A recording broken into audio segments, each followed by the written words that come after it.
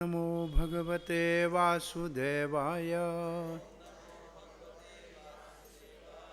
ओम नमो भगवते वासुदेवाय। ओम नमो भगवते वासुदेवाय। नारायणं नमस्कृत्यं नरं चैव नरोत्तमं देवीं सरस्वतीं व्यासं ततो जयमुदीरयेत्। नष्टप्रायेषु भद्रेषु नित्यं भागवत सेवया भगवती उत्तमश्लोके भक्तिर्भवति नष्टके। कृष्णाय वासुदेवाय देवकीनन्दनाय च नन्दगोपकुमाराय गोविन्दाय नमो नमः। नमो महावदन्याय कृष्णप्रेमप्रदायते कृष्णाय कृष्णचैतन्य नामनि गौरात्वेषे नमः। नित्यानन्दं नमस्तुभ्यं परमानन्ददायिने कलिकल्मषविनाशाय जहानवापतये नमः। वागीश्वरी यस्य वदने लक्ष्मी यस्य वक्षसे यस्य हृदये संवित् तम नरसिंहम् अहं भजे। जय श्री कृष्ण चैतन्य प्रभु नित्यानंद श्री अद्वैत गदाधर शिवासादि गौर भक्त वृंदा। हरे कृष्णा कृष्णा कृष्णा हरे हरे हरे राम राम राम हरे हरे। शिवरात्रि का परम वैष्णव शंभु, भागवत में लिखे वैष्णव नाम यथा शंभु। शिव का मतलब कल्याण करने वाला। ये परम वैष्णव है। इनके आज लिंग के रूप में प्रकट्य और इनका पार्वती के साथ दिव्य विवाह जो हुआ है उसकी स्मृति का, उसके उत्सव का आज दिन है। और ये भगवान शंकर की भागवत में अद्भुत स्थानों पे अद्भुत महिमा गाई हुई है। ऐसे पावन दिन पे परम वैष्णव के महाशिवरात्रि के दिन पे जिनकी जटाओं में गंगा आई और शंकर जी का नाम गंगाधर हुआ, उसी भागीरथी गंगा के तट पे और श्रील प्रभुपाद कृष्ण कृपा मूर्ति जिनके प्रभाव से, प्रताप से पूरे विश्व के अंदर आध्यात्मिक अखंड भारत की स्थापना हुई। नगर गांव शहर में हरे कृष्ण महामंत्र और भगवत गीता का संदेश पहुंचा, जो भगवान श्री कृष्ण के धाम से उनके राजदूत के रूप में, एम्बेसडर के रूप में स्पिरिचुअल वर्ल्ड से इस दुनिया के अंदर सबको भगवत धाम जाने का सरल साधन श्रीमद् भागवत धर्म, भागवत के आधार के ऊपर भागवत धर्म का शिक्षा दिया। उनके जन्म स्थान जैसे पावन जो ये क्षेत्र है, इसमें श्रीमान विद्यासागर जी और उनके पुत्र चिरायु अग्रवाल अपनी माता पिता विद्यासागर जी ने अपनी माता नर्मदा देवी और पिता रामकर्ण अग्रवाल जी और विशेष रूप से उनकी प्रेरणा सूत्र उनकी धर्मपत्नी कुसुम देवी के प्रेरणा और स्मृति और सद्गति के लिए अपने भाइयों श्रीमान सुशील, सुरेश और बाल मुकुंद और उनकी बहनें प्रेमलता और अनुसुया और उनकी पुत्रियां और उनके जामाता मनीषा और मुकेश, नीतीश और अंकित और विनीता और गौरव और पूजा, प्रणेश और आज जो यजमान के रूप में सेवा का कार्य किया है पृष्ठा और नीलकेल।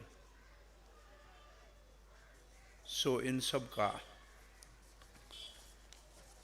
एक सहयोग का मतलब है कार्य में साथ खड़े हैं अपने पिता के और भाई अपने भाई के और आप सब इनके संबंधी मित्र बंधु और इनके प्रेरणा आध्यात्मिक प्रेरणा सूत्र श्रीमान विनय गोविंद प्रभु और अन्य कृष्ण भावना अमृत संघ के श्रील प्रभुपाद के जन्म स्थान के सेवा में संलग्न भक्त जिनके प्रसाद सेवा बहुत सुंदर यहाँ जो है स्वच्छता का वातावरण एक दिव्य सा जो अनुभूति हमको करा रहा है उन सब का हम हार्दिक जो है अभिनंदन करते हैं, धन्यवाद करते हैं। आज 5वें दिन की कथा में हम प्रवेश करते हैं। कल हमने भगवान श्री कृष्ण का श्रीमद् भागवत की दृष्टिकोण से प्रकट्य या अवतार का वर्णन किया जो वसुदेव और देवकी के यहाँ कंस के कारागृह में ब्रह्मा जी के पृथ्वी के भार उतारने के लिए जो प्रार्थना की थी उसके उत्तर में भगवान पधारे। लेकिन वसुदेव और देवकी ने बच्चे के जन्म का उत्सव नहीं मनाया, बच्चे के जन्म का उत्सव नंद बाबा ने मनाया। जो नंद उत्सव है वो तो गोकुल में हुआ, तो इसका मतलब वहाँ भी कोई तो जन्म हुआ है ना। तो आज हम वहाँ से अब ऐसे कहना चाहिए भागवत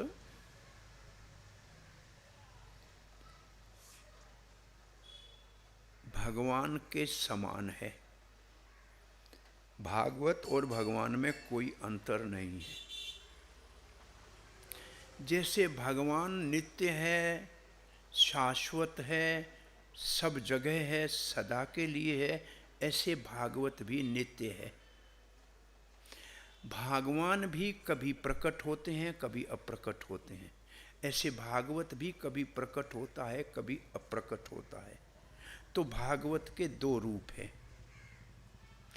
एक रूप को कहते हैं प्रकट व्यवहारिक भगवान की अवतार काल की लीलाएं जो भागवत में है।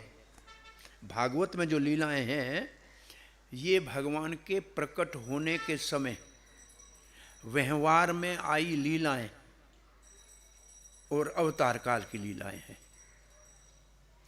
दूसरी भगवान की लीलाएं होती हैं नित्य। वो नित्य लीला होती है, वो अप्रकट लीला होती है, दिखती नहीं है। आज भी 24 घंटे वृंदावन में राधा कृष्ण की लीला हो रही है, नित्य लीला हो रही है। उसको कहते हैं नित्य लीला, अप्रकट लीला और वास्तविक लीला। तो वो तो हमेशा होती रहती है और नित्य होती रहती है। हम ये व्यवहारिक लीला को सुनते हैं, हमारा उद्देश्य क्या है? इस लीला को सुनने से हम उस नित्य लीला में प्रवेश करना चाहते हैं और वो नित्य लीला से ये व्यवहारिक लीला निकल के आती है। नित्य लीला से व्यवहारिक लीला होती है, अप्रकट से प्रकट लीला होती है, वास्तविक लीला से व्यवहारिक लीला होती है। और व्यवहारिक लीला के श्रवण करने से हम नित्य लीला में प्रवेश का अधिकार पाते हैं। ये भागवत के दो रूप हैं और दो प्रकार का और भागवत है, एक भागवत ग्रंथ, एक भागवत पुरुष। भागवत पुरुष के मुख से भागवत ग्रंथ सुनने से भगवान का प्रेम अवश्य प्राप्त होता है, भगवान की भक्ति का शुभारंभ अवश्य होता है। प्रभुपाद भागवत पुरुष ऐसे थे, वो पाश्चात्य देश के लोग जो भारतीय संस्कृति से अवगत भी नहीं थे, जानते भी नहीं थे, कौन कृष्ण है, कौन राम है, क्या गीता है, क्या भागवत है, उनने कभी सुना तक नहीं था। परंतु भागवत को प्रभुपाद जी के मुख से सुना तो उनके जीवन में भी कृष्ण भक्ति जागृत हो गई। ये है भागवत पुरुष के मुख से भागवत सुनने का लाभ। दोनों ही एक ग्रंथ है जो अब जब चाहो उसको आप पाठ कर सकते हो, और एक भागवत पुरुष है जो भागवत ग्रंथ को समझाता है, सुनाता है, तो वो समझ में आता है। तो जो नित्य लीलाएं भगवान की हैं, जो आचार्यों के हृदय में स्फुरित होती रहती हैं, श्री प्रभुपाद जी कहते हैं जब हमारा हृदय शुद्ध हो जाता है तो उसके ऊपर धारावाहिक कृष्ण की लीलाएं चलचित्र की तरह चलती है। हमारा हृदय दूरदर्शन बन जाता है, दिव्य दूरदर्शन बन जाता है, और हृदय के अंदर भगवान की लीलाएं धारावाहिक चलने लगती हैं। ऐसी लीलाएं जिन सिद्ध पुरुषों के हृदय में, भागवत आचार्यों के हृदय में स्फुरित होती हैं, वो उन लीलाओं को भी कभी कभी हम जैसे अनजान लोगों को जानकारी देने के लिए प्रकट करके बता देते हैं। ऐसा प्रसंग है ये जो हम अब आपको बताने जा रहे हैं, ये आचार्यों की अनुभूति है। गर्ग आचार्य की अनुभूति गर्ग संहिता में है, ब्रह्मा जी की अनुभूति ब्रह्म संहिता में है। तो ये अनुभूतियां आचार्यों की है। वो कहते हैं, कल आपको एक बात बताई थी, वो उसको पुनः आप याद कीजिए। नंद बाबा और वसुदेव दोनों भगवान के पिता हैं। देवकी और यशोदा दोनों भगवान की माताएं हैं। तो नंद और वसुदेव का दादा एक है, देवमीड। दोनों भाई हैं, चचेरे चाचा के लड़के भाई हैं। तो दोनों यदुवंशी हैं। एक क्षत्रिय का कार्य कर रहा है वसुदेव, और दूसरा नंद वैश्य का कार्य कर रहा है, गौ पालन कर रहा है। कार्य अलग है लेकिन जन्म से भाई है। तो इससे एक बात तो सिद्ध होती है कि वर्ण जन्म से तो नहीं हुआ ना, एक ही दादा के पुत्र हैं, लेकिन नंद वैश्य है और वसुदेव क्षत्रिय है।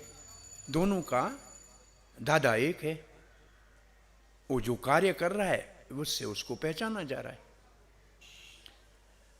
अब पर्जन्य महाराज जो देवमीढ़ का पुत्र है, उसके 5 पुत्र हुए। उनमें से बीच वाले का नाम था नंद। बड़ा नंद, उपनंद, सुनंद, नंदन, ऐसे 5 भाई थे। पांचों ने मिलकर बीच वाले भाई को अपने गोकुल का राजा बना दिया।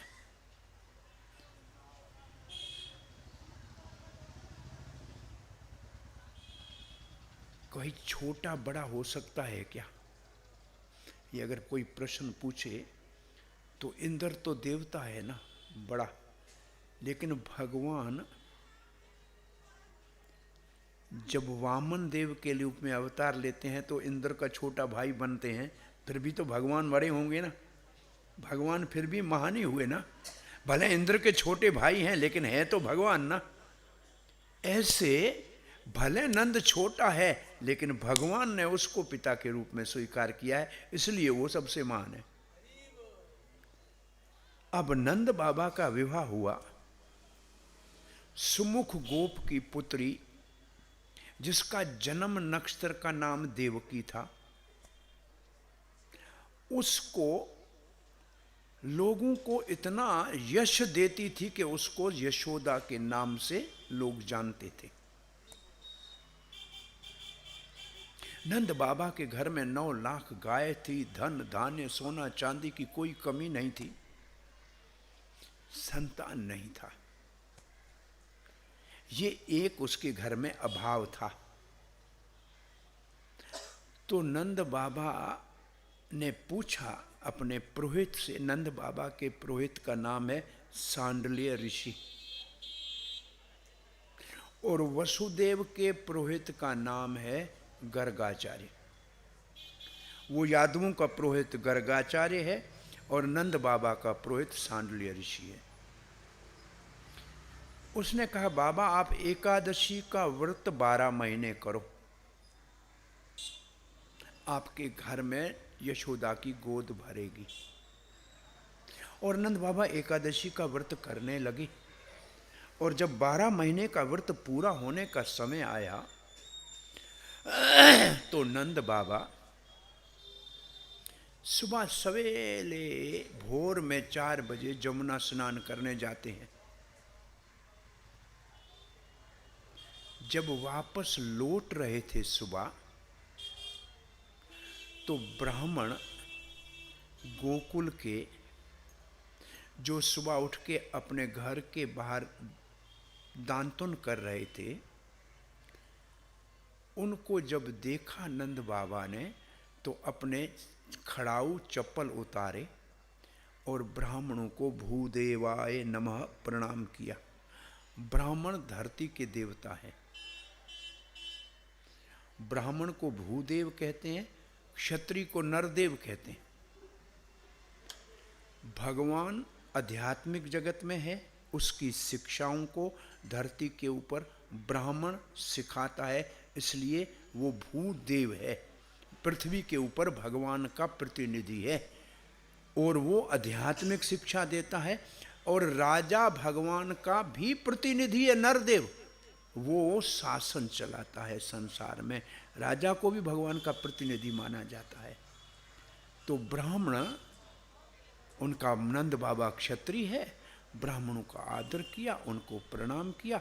सारे ब्राह्मणों ने एक स्वर में दोनों हाथों से कहा, पुत्रवान भव नंद, नंद आपके घर में पुत्र का जन्म हो, ये हमारी आशीर्वाद है। नंद बाबा हंसने लगे, बोला, ब्राह्मणों आशीर्वाद सोच समझ के देना चाहिए। अब मेरी उम्र कितनी बड़ी हो गई है, क्या अभी भी हमारे को संतान हो सकती है? ब्राह्मणों ने कहा, हमने अपनी इच्छा से अपनी मर्जी से नहीं कहा है, जो भगवान ने कहलाया हमने कह दिया। नंद बाबा अपने घर में गए। एक सालंग्राम शिला नंद बाबा के घर में थी, नारायण की, उसकी पूजा करते थे। वो सालंग्राम शिला कहते हैं आज भी कोटा राजस्थान में वल्लभ संप्रदाय के एक स्थान पे पूजते थे, और वहाँ है वो शिला जो नंद बाबा पूजते थे, ऐसा मान्यता है। नंद बाबा पूजा करने गए, ब्राह्मण चले गए सुबह स्नान करके। सांडल्य ऋषि को कहा, गुरुदेव हमने तो बड़ा आशीर्वाद आज नंद के लिए हमारे मुख से निकल गया है, पुत्रवान भव हमने कह दिया। सांडल्य ऋषि ने कहा, इतने द्वापर युग के ब्राह्मणों के मुख से आशीर्वाद मिले तो भगवान अवश्य सत्य करेंगे। अब आप एक काम कीजिए, गोपाल मंत्र का 18 अक्षर का गोपाल मंत्र है, एक और संतान गोपाल मंत्र भी है जो संतान की उत्पत्ति के लिए उसका पाठ किया जाता है। एक गोपाल मंत्र है जो ब्राह्मण दीक्षित सारे भक्त उसका रोज जप करते हैं। गोपाल मंत्र का 18 अक्षर का ये मंत्र है, इसको कहते हैं। वो पूरा मैं तो नहीं कह सकता हूं, लेकिन गोपाल मंत्र, कृष्णाय गोविंद गोपीजन, ऐसे ये मंत्र है 18 अक्षर का।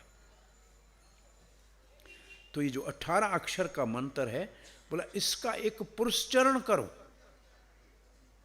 और उसका 10वां भाग यज्ञ करो, ब्राह्मणों को भोजन कराओ, नंद बाबा के घर में अवश्य आपका आशीर्वाद सफल होगा। उस समय ये सारे ब्राह्मण नंद बाबा के पास जाके कहते हैं कि अपने सांडल्य ऋषि जी कहते हैं कि एक गोपाल मंत्र का जप करेंगे और यज्ञ करेंगे। नंद बाबा ने कहा दही दूध घी मक्खन की कोई कमी नहीं है, आप रोज 56 भोग बनाओ खाओ और यज्ञ की तैयारी करो, हमारी तरफ से आपको अनुमति है। और उस समय एक उज्जैन से, अवंती का नगरी उज्जैन से सांदीपनि मुनि की माता और एक बच्चे अपने को साथ में लेकर वृंदावन में आई। उसका नाम था पूर्णमासी। और जो बालक साथ लाई थी वो बिल्कुल छोटा था, मात्र 1 साल वर्ष का विषय है, उससे भी छोटा है। उसका नाम था मधुमंगल। ये ब्राह्मणी जैसे ब्रज में आई गोकुल में, तो नंद बाबा को कहा आपके घर में पुत्र का संतान होगा। अब सब ब्रजवासियों ने कहा माता आपके मुख में मिश्री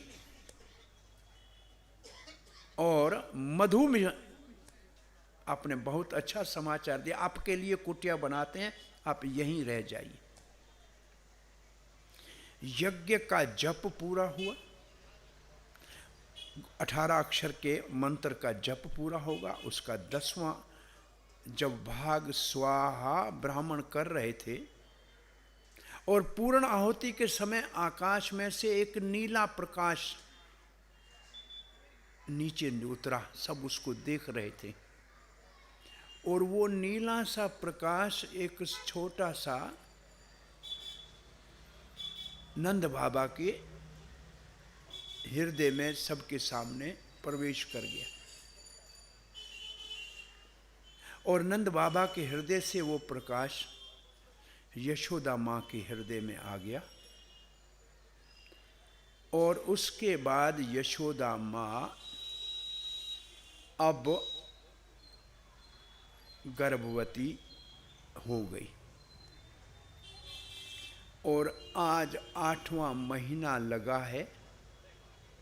तो नंद बाबा ने कुछ अपने ग्वाल बालों को भेजकर अपनी बहन सुनंदा को मंगाया है कि घर में प्रसव होने वाला है तो बुआ का होना चाहिए। और यहाँ बालक के जन्म की तैयारी हो रही है। जहाँ गोकुल में बालक के जन्म, जहाँ कंस के कारागृह में वसुदेव के वहाँ तैयारी हो रही है, ठीक 8 महीने यहाँ भी तैयारी हो रही है एक ही समय।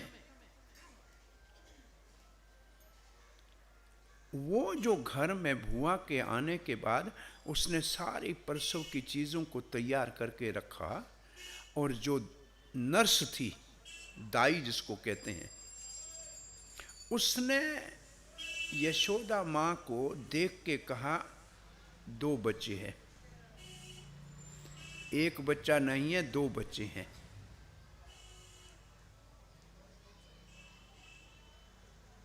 और फिर सुबह सवेरे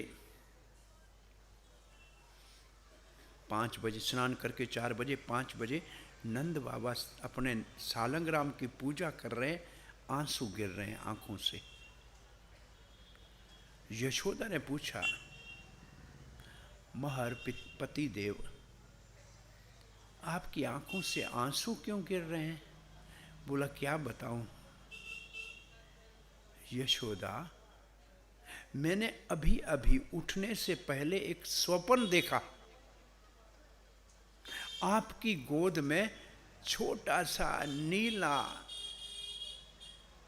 जैसे नीलमणि हो ऐसा बालक खेलते हुए देखा है, इसलिए मैं भावक हो गया और मेरे आंखों से अश्रुधाराएं बह रही। यशोदा कहे मुझे भी लज्जा आ रही थी कहने में, स्वप्न मैंने भी अभी देखा है उठने से पहले, आपकी गोद में भी एक छोटा सा नन्हा नीला श्याम वर्ण का बालक खेल रहा है। इतनी देर में सांडल्य ऋषि जो उनके पुरोहित है वो नंद भवन में आते हैं। दोनों ने हाथ जोड़ के कहा, गुरुदेव हमने उठने से पहले प्रभात के समय दोनों ने एक जैसा स्वप्न देखा है, इसका फल क्या है? सांडल्य के इसका फल है कि आज रात को 12 बजे तक आपके घर में संतान की उत्पत्ति होगी। उन्होंने ये कह दिया। तो अब सब तैयारियां हो गई, लोग बाहर बैठे हैं चौपाल में कि किसी वक्त भी बच्चा हो जाए, और स्त्रियां गाने के लिए तैयार बैठी हैं, बाजे पड़े हैं। रात का 8-9 बजा तो योग माया ने अपना ऐसा वहां प्रेम की लीला की माया को फैलाया कि सब जहां थे वहां सो गए। वसुदेव आया तो किसी ने नहीं देखा।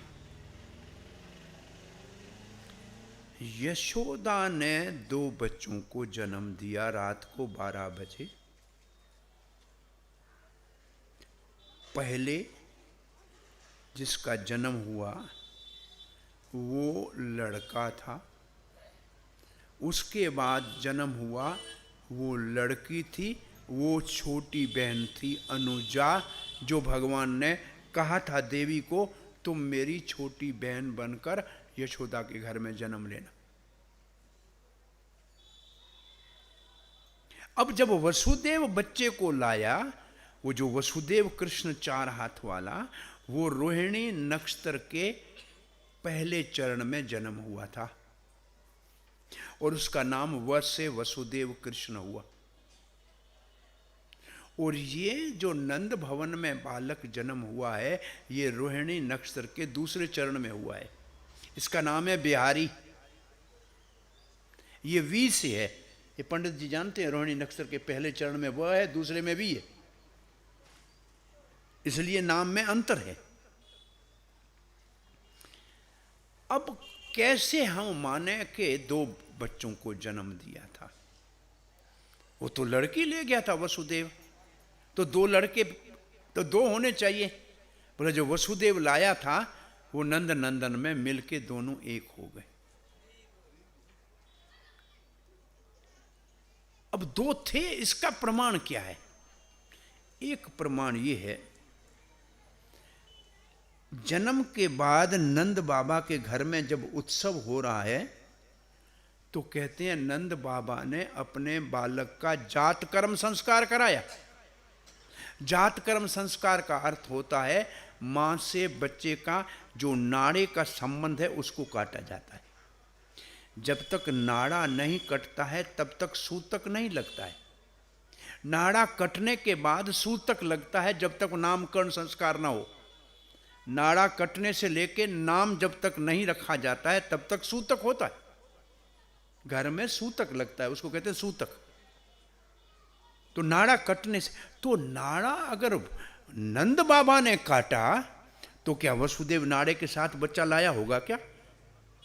हाँ, मथुरा से गोकुल तक तो नहीं लाया होगा ना। इसका मतलब वहां बच्चे का जन्म हुआ तभी तो नाड़ा कटा ना। और दूसरा, अगर छोटी बहन कहा है तो बड़ा भाई होगा तब छोटी बहन होगी ना। बिना बड़े भाई के छोटी बहन तो नहीं हो सकती ना। इसलिए कल जो हमने आपको कहा था, विशेष रूप से महाप्रभु चैतन्य के अनुयायी गौड़ीय वैष्णव और वल्लभ संप्रदाय में भी कुछ रसिक ये मानते हैं कि ब्रह्मा के एक दिन में 28वीं चतुर्युगी में द्वापुर के अंतिम चरण में भाद्रपाद के महीने में कृष्ण पक्ष की अष्टमी के बुधवार के रोहिणी नक्षत्र के दूसरे चरण में स्वयं भगवान श्री कृष्ण गोलोक से यशोदा नंदन नंद नंदन अवतार लेते हैं। वो मात्र 11 वर्ष तक ब्रज में लीला करते हैं। फिर वसुदेव कृष्ण जो है, जो धरती के भार उतारने के लिए आए हैं, धर्म की स्थापना करने के लिए आए हैं, वो मथुरा जाते हैं, वो द्वारका जाते हैं, वो धर्मराज को स्थापित करते हैं, दुर्योधन के राज को पूरा करते हैं, भगवत गीता का उपदेश देते हैं। ये वसुदेव कृष्ण का काम है। लेकिन नंदनंदन कृष्ण ने ब्रज के अंदर माखन चोरी की लीला की, गोपियों के साथ ग्वाल बालों के संग ग्वाल बाल संग धेनु चरायो, ये काम कृष्ण ने किया।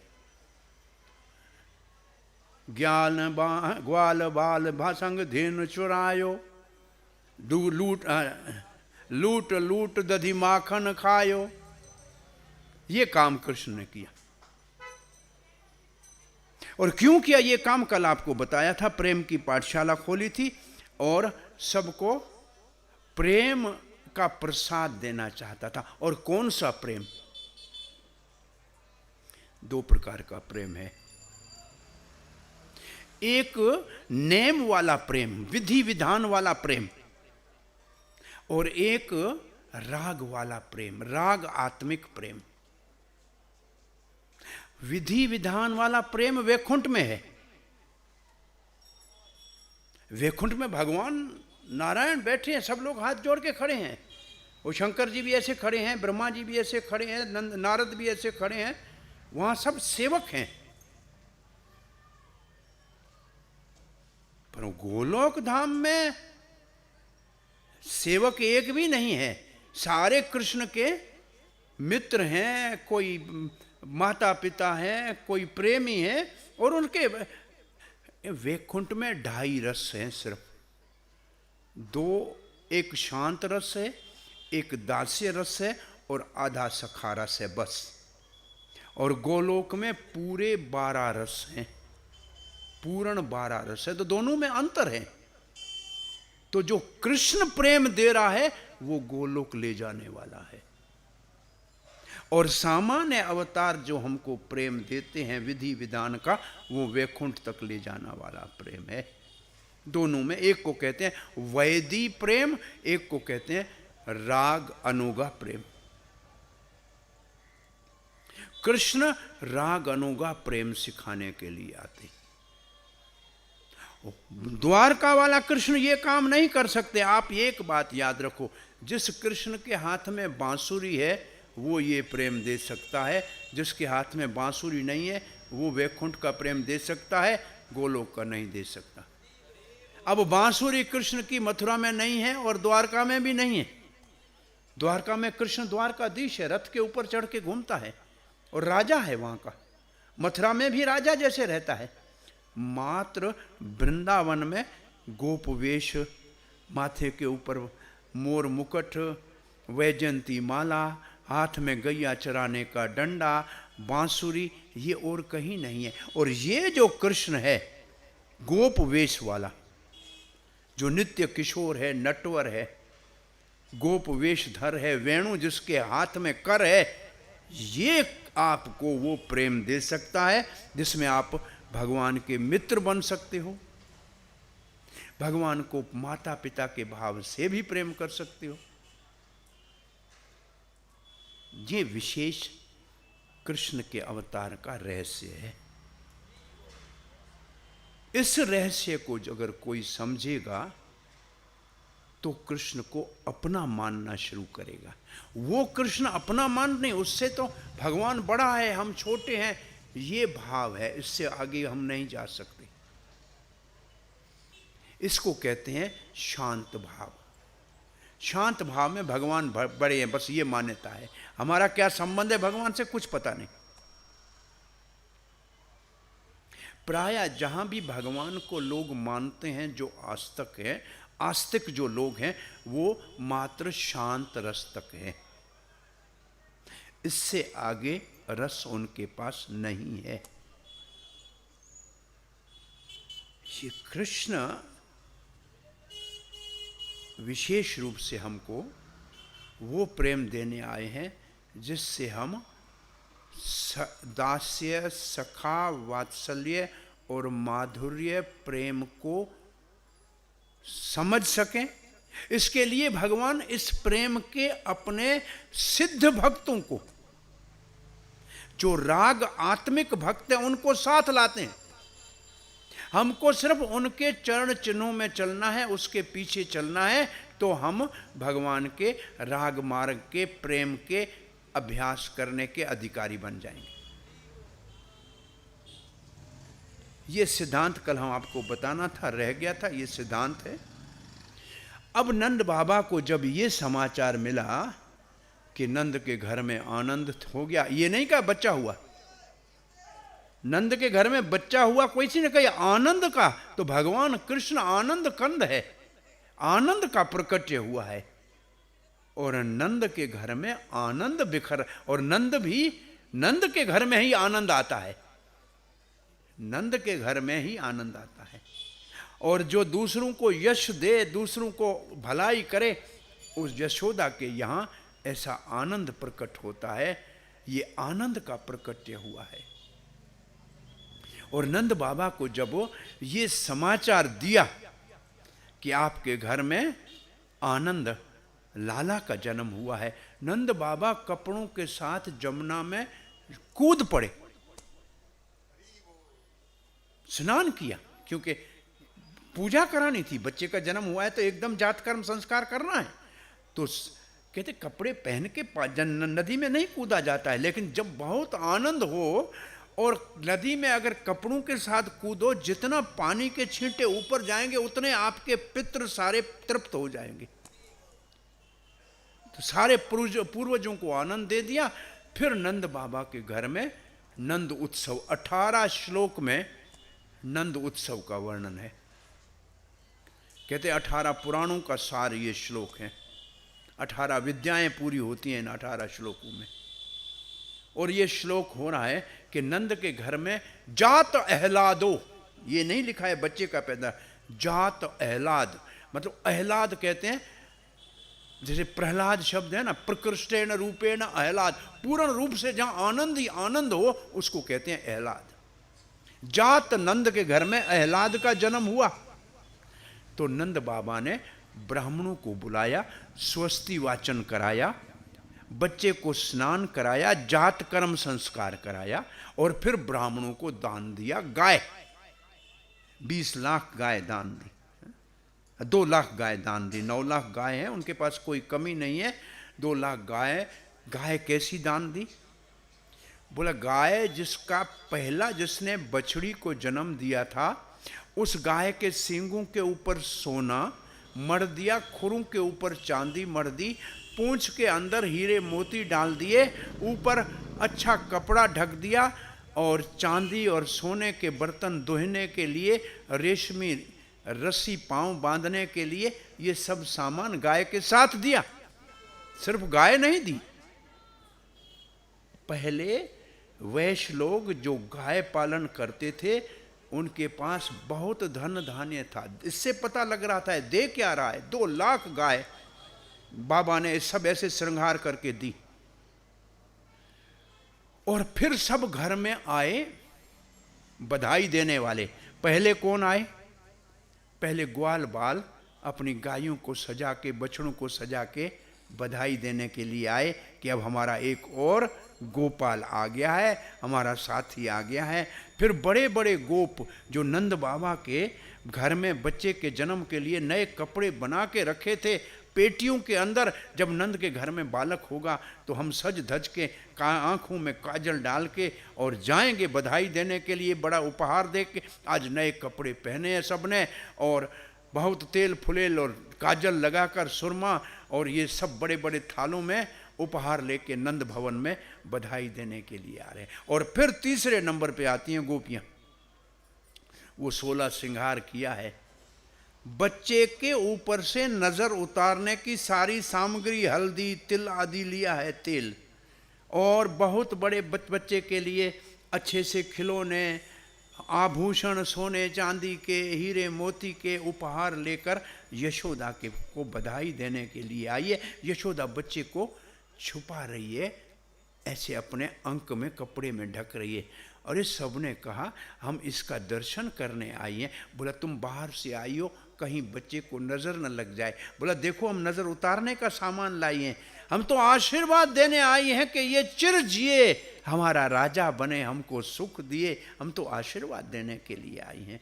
और फिर नंद बाबा ने बच्चे का मंगल हो, स्वस्थ अच्छा रहे, इसलिए जो मांगने वाले आए थे, सूत, मागध, बंदीगण, चारण, ये एक सूत होते हैं वेद गाने, सूत जैसे भागवत गाने वाले या पुराणों को पढ़ने वाले। चारण होते हैं राजाओं को कथा बताने वाले। वो नंद बाबा को बताएंगे आपके दादा के घर में ऐसे था, आपके बड़े बाबा के घर में ऐसे था, वो चारणों का काम है। और फिर मांगने वाले आते हैं, मागध का मतलब मांगने वाले, वो भी, और नृत्य करने वाले, ये जितने आए थे उन सबको उपहार दिया। कितने उपहार दिए कि ब्रज सारे में मानो के लक्ष्मी की क्रीड़ा हो रही है। ब्रज लक्ष्मी की क्रीड़ा की स्थिति हो गई, जहां देखो वहां सोना चांदी पड़ा है। ब्रजवासी कहते हैं कोई चांदी ले जा रहा था। बोला क्या ले जा रहे हो नंद के घर से? बोला चांदी, पागल हो क्या, वहां सोना मिल रहा है। वो चांदी वहीं फेंक दी, गली में पड़ी थी, वहां से सोना उठाया। वो सोना लेके दूसरी गली में जा रहा था, उसने कहा अरे सोना नंद के घर से लाए। अरे वहां हीरा मिल रहा है, वो सोना उधर ही पड़ा है। तो जहां देखो सोना चांदी बिखरा हुआ है नंद भवन पूरे गोकुल में। तो लक्ष्मी की क्रीड़ा स्थली बनी हुई है। लिखा है जिस दिन से कृष्ण आए हैं तब से गोकुल लक्ष्मी की क्रीड़ा, लक्ष्मी वैकुंठ छोड़ के गोकुल में आ गई। ऐसे ये 2 श्लोक है। और बड़े बड़े देवता ब्राह्मण के वेश में इस नंद उत्सव को देखने के लिए आए हैं। शंकर जी पार्वती को लेके आए हैं और नंदी साथ में लाए हैं। और देख रहे नंद बाबा कहते ये गाय दे दो, वो गाय दे दो।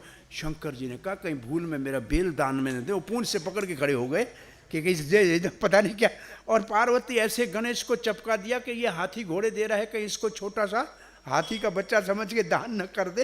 ऐसे भाव, ऐसे महात्माओं का कुछ रसिक भाव है कि ये सब आश्चर्य। और तब एक उत्सव होता है। ये उत्सव पूरा कब होता है उसको कहते हैं दधी। शब्द है घृतांबू। घृत कहते हैं घी को, और उसके अंदर दूध, दही, अंबू, जल, ये सब मिला के। और वृषभानु महाराज, ये कौन है? ये राधा रानी के पिता हैं। और उनकी पत्नी कीर्तिदा माता के सर के ऊपर ये मटका रख के नंद भवन में आते हैं रावल से। 2 किलोमीटर की दूरी पे बरसाना का अपना राधा रानी के पिता बाबा कीर्ति और वृषभानु का घर है। वो जब वहां आते हैं तो नंद बाबा एक लाठी लेके उस मटके को फोड़ते हैं। और जैसे वो दूध दही नीचे गिरता है तब एक उत्सव होता है। जिसके पास दही है, दूध है, मक्खन है, ऐसे फेंकने लगते हैं। और नंद बाबा का जो घर है, जो बड़ा चबूतरा घर का है, वो दूध दही से भर जाता है। और एक बुढ़िया 115 साल की, दांत नहीं था, ऐसे मुंह खोल के, ऐसा तो मैंने नंद बाबा का जन्म देखा था, इतना बड़ा उत्सव नहीं था। तब तक किसी ने इतना माखन का लोदा मारा, सीधा मुंह में मुड़िया के गप सप सीधा अंदर चला गया। बोला वाह वाह, यहाँ तो बिना मांगे पेट में माखन पहुंच गया। और ये भी लिखा है कि वहाँ हमारे जैसे जो दुबले पतले थे वो फिसल के गिर भी रहे थे, क्योंकि इतना सारा दूध दही जो है ऐसे बिखेरा कि दूध की धारा जमुना से लेकर आके प्रयागराज तक जमुना सफ़ेद हो गई, इतना दूध दही बिखरा। और उस बीच में वो पूर्णमासी ने कहा, नंद बाबा अब आपके घर में बच्चा हुआ है, आज नहीं नाचोगे तो कब नाचोगे? नंद बाबा थोड़ा संकोच कर रहा था।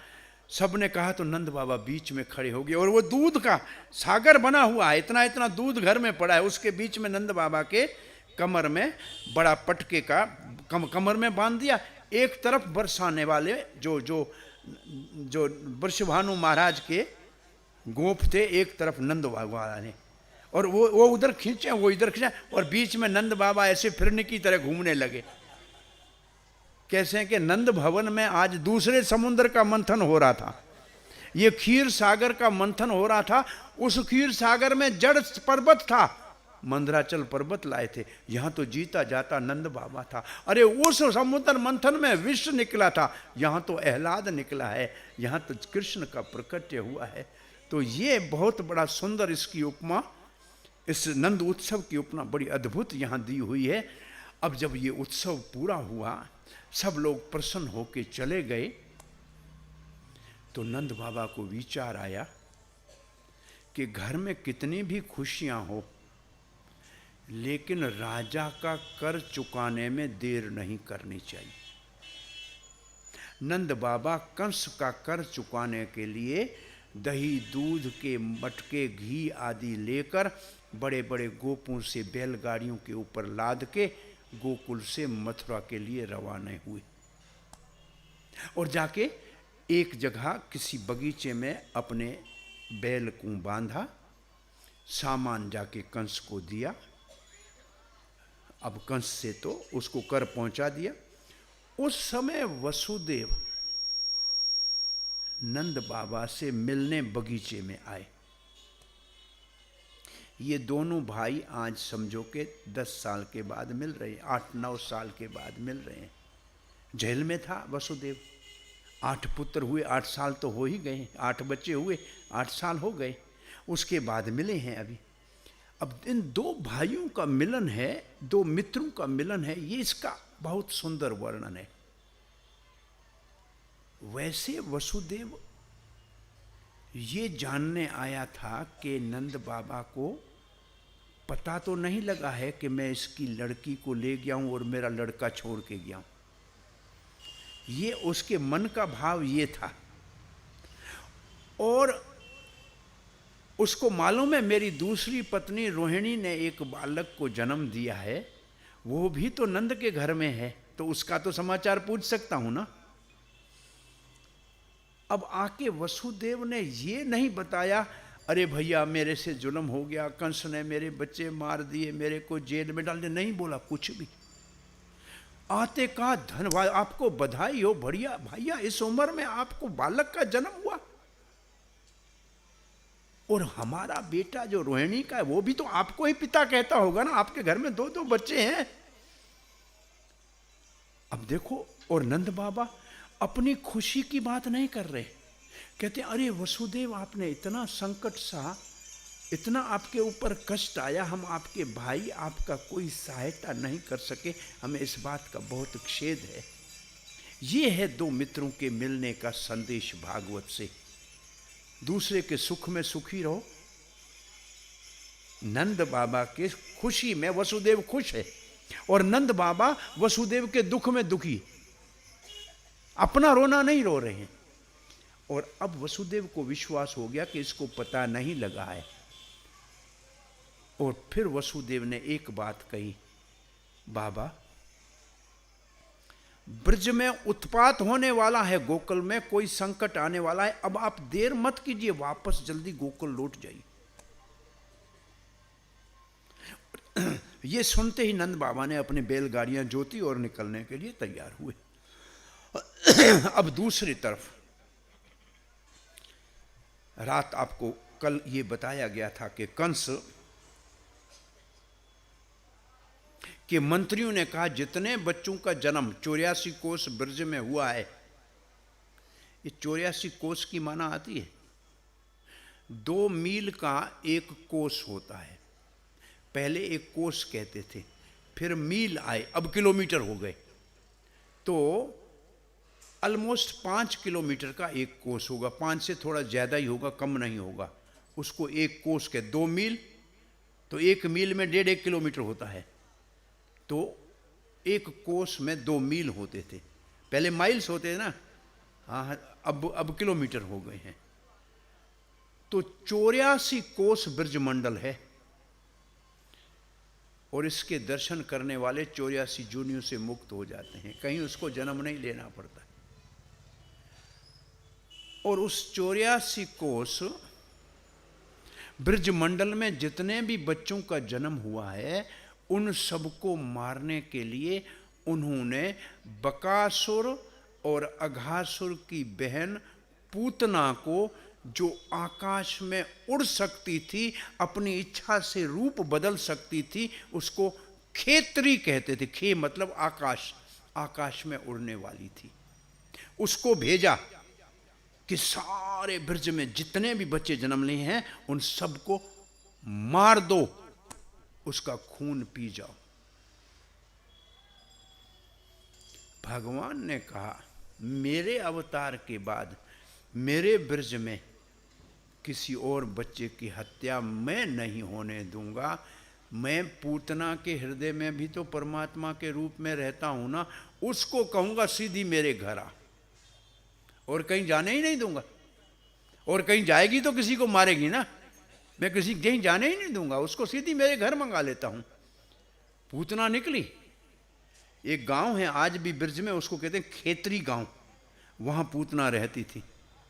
वो आकाश से उड़ रही, और लिखा है भागवत में कि पूतना आकाश से उड़ी है, रुद्रपान करने वाली, बाल घातनी, बच्चों को मारने वाली, खून पीने वाली पूतना। परीक्षित महाराज ये सुनते हुए भयभीत हो गए। अरे अभी अभी छोटे कन्हैये का जन्म हुआ है नंद के भवन में, और ये दुष्टा उसको मारने जाएगी।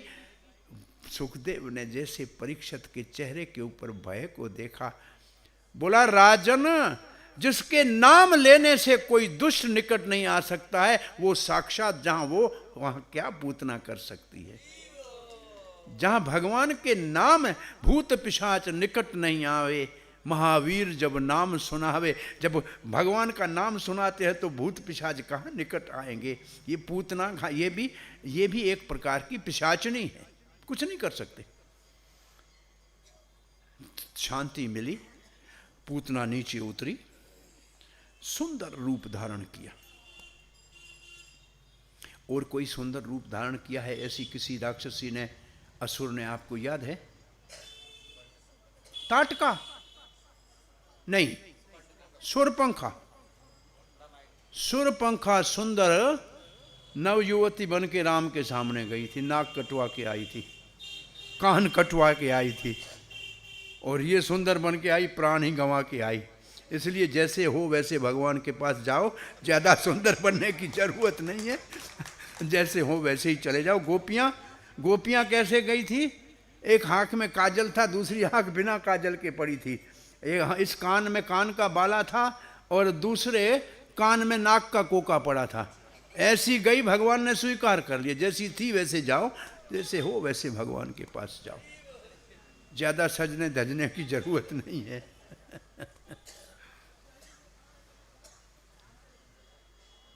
और इतना प्रभाव पूतना का, जैसे गोकुल में प्रवेश की, सारे देखते रह गए, कोई देवी है, इंद्र की पत्नी कहीं सची तो नहीं आई, शंकर पे बाकी पार्वती तो नहीं आई है, कहीं लक्ष्मी अपने पति से मिलने तो नहीं आई है। ऐसे लोगों का भाव था, पर हाथ में कमल नहीं दिख रहा है, लक्ष्मी नहीं हो सकती है, ऐसे चर्चा कर रहे हैं इसको देखकर। और ये भी सीधी नंद भवन में चली गई, किसी ने रोका नहीं, और उस कक्ष में गई जहां झीनी पीली सी चदरिया के अंदर नीला सा श्याम सुंदर सोया हुआ था पालने में, और एक तरफ यशोदा मैया बैठी थी, दूसरी तरफ रोहिणी मैया बैठी थी। उस कमरे में प्रवेश किया, किसी ने नहीं रोका। अरे भाई, किसी के घर में कोई मेहमान क्या, कोई अनजान आदमी किसी के कमरे में जाएगा क्या? पहुंच गई, और वहां जाके दोनों माताओं को ऐसे देखती है, बोला तेरे घर में पहली बार बच्चा पैदा हुआ है, ये उसको देख रही है, दूध नहीं पिला सकती है, लाओ मैं दूध पिलाती हूं। और बच्चे को उठा लिया और दोनों माताएं कुछ नहीं कही। क्यों? भगवान की योग माया ने, लीला शक्ति ने दोनों माताओं को भुला दिया कि ये कौन है, क्योंकि भगवान को लीला करनी थी। उठाया कृष्ण को, कृष्ण ने आंखें बंद कर दी। पूतना का मुंह नहीं देखा। क्यों नहीं देखा? बोला मेरी नजर पड़ गई तो ये बड़ी राक्षसी अपने रूप में आ गई तो मेरी मां डर जाएगी, इस भयानक भूतनी को देखेगी तो मेरी मां डर जाएगी, इसलिए मैं इसके ऊपर नजर डालूंगा तो ये तो अपने रूप में आ जाएगी। इसलिए और फिर कृष्ण ने सोचा मैं ब्रज में दूध दही मक्खन खाने के लिए आया हूं और ये तो स्तन के ऊपर विष लगा कर आई है। विष पीना मेरा काम नहीं है, ये शंकर भगवान का काम है। आंखें बंद करके कन्हैया कहते हैं ये भोलेनाथ जल्दी आ जाइए, आप विष पी लीजिए, मैं बाकी दूध पी लूंगा। आंखें इसलिए बंद की कि शंकर जी को बुला रहे थे। शंकर उनका बहुत प्रिय है। गोविंद नाम गानन, ये चेतना महाप्रभु ने लिखा है शिव अष्टकम में, गोविंद नाम के गान करने में सदा रुचि रहती है, सदा मगन रहते हैं। भोलेनाथ आप देखेंगे दो ही काम करते हैं, या ध्यान में बैठते हैं, नहीं तो माला के ऊपर जप करते रहते हैं, या कथा बताते रहते हैं, और कोई काम नहीं है।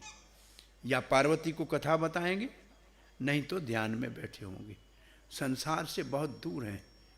गृहस्थी शंकर जी देखिए, शंकर जी की गृहस्थी देखिए, जरा शंकर जी की गृहस्थी के ऊपर दृष्टि डालिए। माँ पार्वती घर में किसके ऊपर चढ़ के आएगी? शेर के ऊपर। हाँ, शेर पे आए ना। और शंकर जी किसके ऊपर चढ़ के आएंगे? और बैल आएगा तो शेर खाएगा कि नहीं खाएगा? अब एक बेटा गणेश जी किसके ऊपर चढ़ के आएगा? मूषक के ऊपर। और भोलेनाथ के गले में क्या है? अब सांप मूषक को खाएगा कि नहीं खाएगा? अब दूसरा बेटा आएगा कार्तिकेय, किसके ऊपर चढ़ के आएगा? मोर के। और शंकर जी के गले में जो सांप है वो मोर से डरेगा कि नहीं डरेगा? एक दूसरे के सब शत्रु हैं कि नहीं है? एक दूसरे के सारे शत्रु हैं। इसलिए शंकर जी सदा ही या पार्वती को कथा बताते हैं, नहीं तो भगवान का नाम लेते हैं, इसलिए शांति से बैठे हुए हैं, नहीं तो घर में तो झगड़े ही झगड़े हैं। आप भी अगर घर में ऐसी परिस्थितियां हो तो भगवान के नाम का सहारा ले लो, हरि कथा का सहारा ले लो, सारी संकट समाप्त हो जाएंगे। बहुत सा आसान सा रास्ता है, शंकर जी सिखा रहे हैं। ये आज शंकर जी तो विष पी के नीलकंठ हो गए। ये भागवत में उसका नाम नीलकंठ है, गंगाधर है, त्रिपुरारी है, ये सब भागवत की कथा में उनका नाम है। 12वें स्कंद तक शंकर जी आपको मार्कंडेय ऋषि से आशीर्वाद देते हुए मिलेंगे। पूरी भागवत भरी पड़ी है भगवान शंकर की मधुर मधुर जो है भगवत प्रेम की लीलाओं से। सो पूतना ने कृष्ण को उठाया, कृष्ण ने आंखें बंद कर दी। उसके कई कारण बताए हैं, मैं तो ज्यादा नहीं बता पाऊंगा अभी।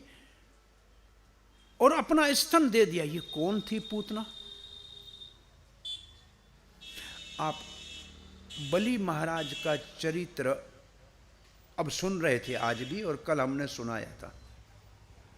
बलि के यज्ञ में जब वामन देव आए, छोटे से सुंदर ब्राह्मण, तो बलि महाराज की बहन रत्नावली, उसने कहा ऐसा मेरा बेटा हो तो मैं इसको दूध पिलाऊं। ये मन में पहला भाव आया। और भगवान वामन देव ने देख लिया कि ये मुझे दूध पिलाना चाहती है, ये उसका मनोरथ है, मैं पूरा करूंगा, क्योंकि भगवान सबकी इच्छाएं अनादिकाल से पूरी करते आ रहे हैं। फिर जब बलि महाराज को वामन देव ने वरुण फांस में बांध लिया और सब कुछ ले लिया, तो यही कहने लगी रत्नावली, इसको तो विष देना चाहिए। भगवान ने कहा चलो ये भी काम कर लो आप। तो वो बलि महाराज की बहन रत्नावली अब पूतना के रूप में दूध पिलाने का भी और विष देने का भी काम पूरा करने आई है। अब भगवान ने उसका दूध नहीं पिया, मात्र विष भगवान का क्या बिगाड़ेगा? कुछ नहीं बिगाड़ सकता। अरे भगवान को छोड़ो, मीराबाई को विष दिया, वो भी अमृत हो गया। जो भगवान का नाम लेता है उसका विष कुछ नहीं कर सकता है, तो भगवान का क्या करेगा जी? विष का प्याला राणा ने विष में भेजा और अमृत हो, उसके लिए अमृत हो गया। सांप भेजा, हार हो गया। तो ये तो भक्तों के लिए ऐसे होता है, तो भगवान के लिए विष क्या कर सकता है? कहते हैं प्रहलाद महाराज को मारने के लिए उसके पिता हिरण्यकशिपु ने अपनी पत्नी कयादु को अपने बेटे प्रहलाद को विष देने के लिए कटोरा हाथ में दिया। मां का हाथ कांपने लगा कि बेटे को विष कैसे दूं, लेकिन अपने पति की आज्ञा का उल्लंघन भी नहीं कर सकता। लेकिन प्रहलाद को भी विष का कुछ नहीं हुआ।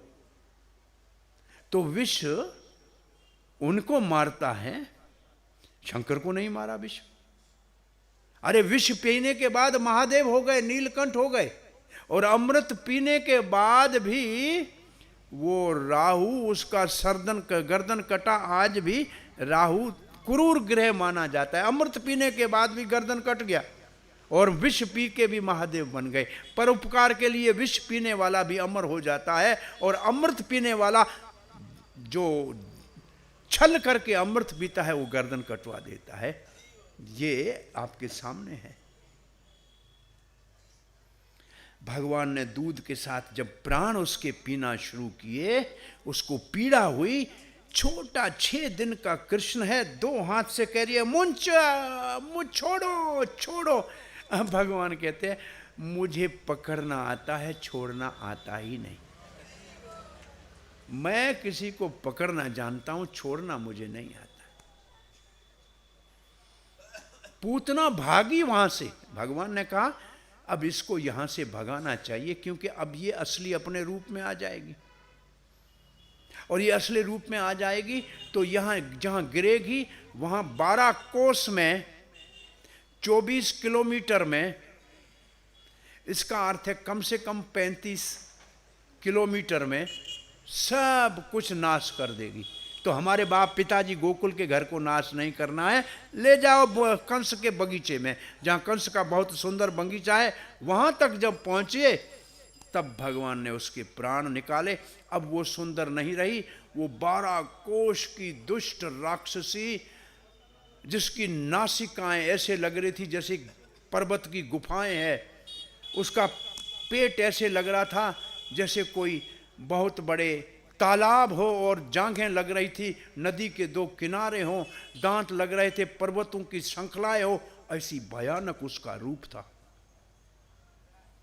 और छाती के ऊपर स्तन के पास ये छोटा सा 6 दिन का लाला बैठा था। अभी तक पकड़ के स्तन को छुड़ा नहीं पाई। जैसे पूतना वहां से भागी, यशोदा तो मूर्छित हो गई। अन्य गोपियां पीछे भागी उसके, जहां वो गिरी। गोपियों ने देखा ये तो गिरी, इतनी बड़ी राक्षसी है, लेकिन डरी नहीं। ऊपर देखा, अरे कन्हैया तो उसके ऊपर खेल रहा है। पर्वत जैसा स्तन है, उसके ऊपर छोटा सा राई के दाने जितना कन्हैया खेल रहा है। वो जो फैशनेबल 3-3 चोटियां करके आई थी ना पूतना, उन चोटियों को बांध के सीढ़ी बनाई, सर के ऊपर से गोपियां चढ़ के ऊपर चली गई, और जाके बच्चे को उठाया, बच्चे को ऐसे गोद में लिया। बच्चा ठीक ठाक था। नीचे आते ही पहले बच्चे की रक्षा का काम किया। गाय की पूंछ ली और गाय के खुर की धूली, गौ रज ली, और कृष्ण के माथे के ऊपर कहते गोपाल तेरे माथे की रक्षा करे, गोविंद तेरी भुजाओं की रक्षा करे, तेरे वक्ष की रक्षा नारायण करे। ऐसे सारे अंगों के ऊपर गौ की रज से और गाय की पूंछ से रक्षा के मंत्र पढ़े। पहले गाय के द्वारा कृष्ण की रक्षा हुई, फिर कृष्ण ने गाय की रक्षा की। ये यथा माम प्रपद्यन्ते तांस तथैव भजामि हम। जो जिस भाव से, गाय ने भगवान की रक्षा की, भगवान ने गाय की रक्षा की। गोपियों ने कहा, अरे हम इस मुर्दे मरी हुई पूतना के ऊपर चढ़ के नीचे उतरी हैं, कैसे हमारे मंत्र काम करेंगे कि नहीं करेंगे? हमको शुद्ध तो होना चाहिए, आचमन तो करना चाहिए, फिर स्वस्ति मंत्र पढ़े। इसमें से कोई माता अपने बच्चों की रक्षा करना चाहती है तो भागवत के ये 5वां अध्याय है संभवतः, इसमें ये 10-12 मंत्र हैं जो बच्चे की रक्षा के मंत्र है। पढ़ने का अभ्यास करे तो अच्छा है, इससे भगवान के नाम का भी उच्चारण हो जाएगा और बच्चे का स्वस्थ की सुरक्षा भी हो जाएगी।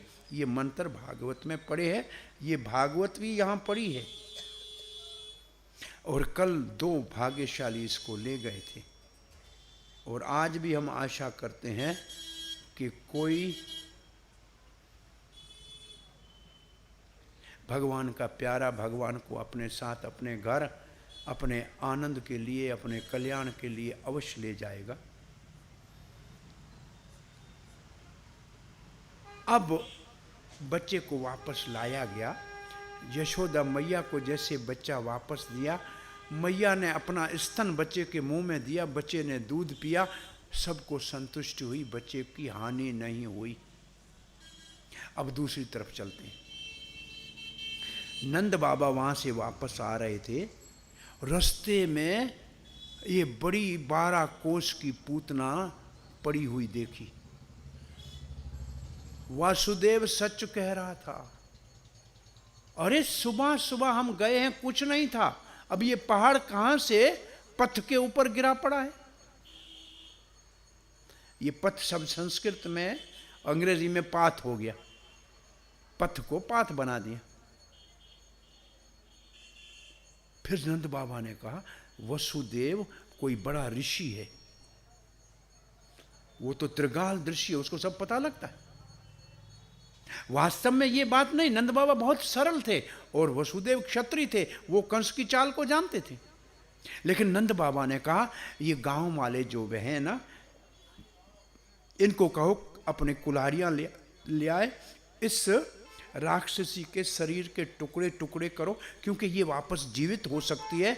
और फिर अलग अलग जगहों पे लकड़ियां लेके इसको अग्नि संस्कार कराया। खड़े होकर नंद बाबा ने उन गांव वालों से ये कार्य कराया, परंतु भगवान ने उसके शरीर का स्पर्श किया था, उसका दूध पिया था, इसलिए वो जो उनका अग्नि संस्कार हो रहा था उससे यज्ञ के सुगंध, यज्ञ जैसी उग्रू की 10 किलोमीटर में आ रही थी, 10 कोस में सुगंध आ रही थी कि कहीं यज्ञ हो रहा है। और पूतना को भगवान ने यशोदा के पास में दूध पिलाने वाली माता धात्री का स्थान दे दिया। कितना दयालु भगवान है।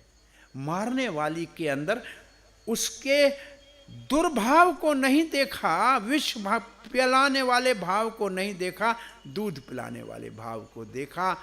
इसका मतलब है हर व्यक्ति में बुराई भी होती है, हर व्यक्ति में अच्छाई भी होती है। आप अच्छाई को देखना सीख जाओ, बुराई अपने आप उसकी समाप्त हो जाएगी।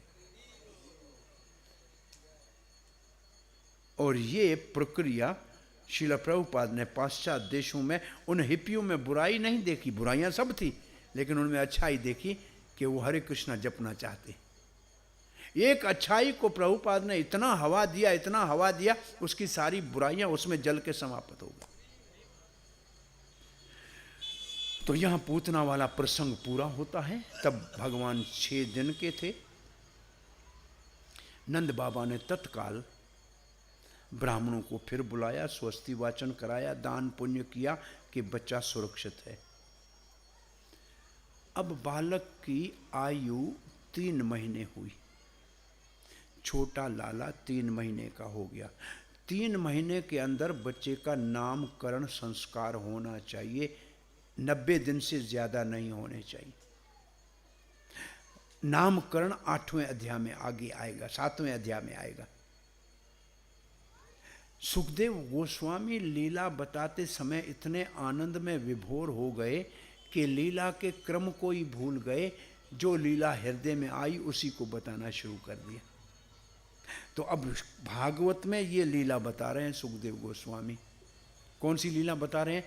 बच्चे ने अपनी करवट स्वयं बदलना शुरू कर दी और सर ऐसे अपने आप उठा के खड़ा करना सीख गया। इसको उत्थान उत्सव कहते हैं। बच्चा अपने आप करवट बदले या सर को पकड़ ले तो माता पिता बड़े खुश होते हैं कि हमारा बच्चा ठीक ठीक ठीक आगे इसकी जो है स्वस्थ अच्छा है और इसके माइलस्टोन ठीक हैं और ये बड़ा हो रहा है। और इसको प्रभुपाद जी लिखते हैं, अरे संतान गृहस्थी के घर में आए दिन उत्सव का कारण होता है, ये भार नहीं है, ये परेशानी का कारण नहीं है, ये उत्सव का कारण है। आए दिन उत्सव है। ये उत्थान उत्सव का यशोदा ने नंद से आज्ञा लिया और घर में अपनी सारी सहेलियों को बुलाया। ये स्त्रियों का उत्सव है। अपने बच्चे को दूध पिलाया, पहले स्नान कराया, स्वस्ति वाचन कराया, पूजा कराई, ब्राह्मणों को दान दिया, अपना दूध पिला रही थी बच्चे की आंखें बंद हुई, बोला सोना चाहता है। तो अंदर में घर में बहुत ज़्यादा स्त्रियां आई हुई हैं, हुल हंगामा है। तो इस बच्चे को बाहर आंगन में एक लकड़े का छकड़ा बैलगाड़ी की तरह रखा हुआ है, उसके ऊपर दूध दही मक्खन के बर्तन है, उसके नीचे एक छोटी सी चारपाई के ऊपर कृष्ण को सुला दिया और छोटे बच्चों को कहा आप इसको देखते रहना, अगर रोए तो मुझे बुलाना। और ये सब अंदर एक दूसरे को स्वागत करने लगी, बहन को बधाई देने लगी, उपहार देने लगी और जलपान की व्यवस्था हो रही थी। श्री उस वक्त असल में हुआ क्या, मामा कंस ने एक और असुर को, जिसका नाम कुछ नहीं था, इसके लिए उसका नाम हुआ शक्टासुर। एक बार एक बॉटनी का प्रोफेसर अपने स्टूडेंट को लेकर किसी बगीचे में ले गया और नाम पूछ रहा था, इस पेड़ का नाम ये है, इसका ये मार्गूस इंडिका है, ये फलाना है। तो एक लड़के ने एक छोटा सा पेड़ रोड की साइड में पड़ा था, बोला सर इसका नाम क्या है? सर को नाम आता नहीं था, बोला रोडेरियम साइडेरम। भाई रोड की साइड में पड़ा। तो इस असुर का नाम किसी को पता नहीं था, बोला शक्टासुर। हाँ, वो छकड़े के अंदर घुसा तो उसका नाम हो गया छकड़ासुर। लेकिन ये एक नाम था इस असुर का और इसको शराप था कि वो बिना शरीर के रहेगा। उसके पास जैसे भूत प्रेत को शरीर नहीं होता है, इसको शरीर नहीं था, बिना शरीर वाला था। कंस ने भेजा था और ये प्रवेश किया उस छकड़े में, बोला इस छकड़े को दबाऊंगा, गिराऊंगा, नीचे कृष्ण है, दब के मर जाएगा, इसलिए आया था। और श्री कृष्ण ने देखा आया है, मामा के भेजा हुआ दूसरा खिलौना आया। पहले मौसी आई थी, अब ये अदृश्य चाचा आया है, तो इसको भी देखते हैं क्या करता है। और ये भगवान ने देखा कि इसका तो उद्धार करना पड़ेगा, शक्टासुर का उद्धार तो करेंगे। परंतु भगवान ने कहा उत्सव मेरे करवट बदलने का, मुझे बाहर घर से फेंक दिया है और अंदर माल खा रही हैं गोपियां। कुछ ऐसा करना चाहिए कि मुझे देखे ना। और दूसरा भगवान के मन में आया, मैं रसराज कृष्ण हूं, मेरे ऊपर गो रस रखा है, मैं ऊपर होना चाहिए कि मेरे ऊपर रस का ये दही दूध के भंडार डब्बे मेरे ऊपर क्यों रखे? भगवान ने कहा मैं अब ऐसा कोई लीला करूं जिसमें शक्टासुर का भी उद्धार हो जाए, ये सारे ऊपर वाले रस नीचे आ जाएं, मैं इनसे ऊपर हो जाऊं और ये गोपियां भी भाग के आके मेरे को देखें। ये मेरा भैया भगवान की इच्छा थी, क्योंकि भगवान सबको आनंद देने के लिए आए थे। तो भगवान ने कुछ नहीं किया, अपने सीधे छोटे 3 महीने के बच्चे ने अपने पाँव को उठा के वो उस गाड़ी के एक्सल को लगाया, धड़ाम से गाड़ी नीचे गिरी, सारे बर्तन गड़गड़ आवाज ऐसा हुआ, सारी गोपियां जो प्लेट हाथ में थी खाने की छोड़ी, भागती हुई बाहर आई, क्या हुआ क्या हुआ क्या हुआ। और गोप जो बाहर काम कर रहे थे, आवाज सुना आनंद बाबा, वो भागते हुए वहां आए और ये बच्चा ऐसे का ऐसे ठीक पड़ा है। और जो छोटे बच्चे चारों ओर खड़े थे उनसे पूछा ये किसने गिराया? कोई भूत आया, प्रेत आया, असुर आया? वो बच्चे 2-3 साल के थे। बोला इतने लात मारी। अरे इसने कैसे? ये छोटे बच्चे के पांव से कोई इतना बड़ा छकड़ा गिरेगा क्या? बच्चों की बात को किसी ने नहीं माना और वो सच कह रहे थे। नहीं कोई ग्रह खराब है, कोई भूत प्रेत आया है, पता नहीं क्या है, पूजा करो, ब्राह्मणों को बुलाओ, स्वस्ति वाचन करो। और बच्चे को उठाया गोद में और फिर छकड़े को वापस ठीक किया और देखा कि बच्चा ठीक है। तो यहाँ सक्टासुर का भगवान ने उद्धार किया। तो पहले पूतना किसका प्रतीक है? पूतना झूठ मूठ के नकली गुरु का प्रतीक है।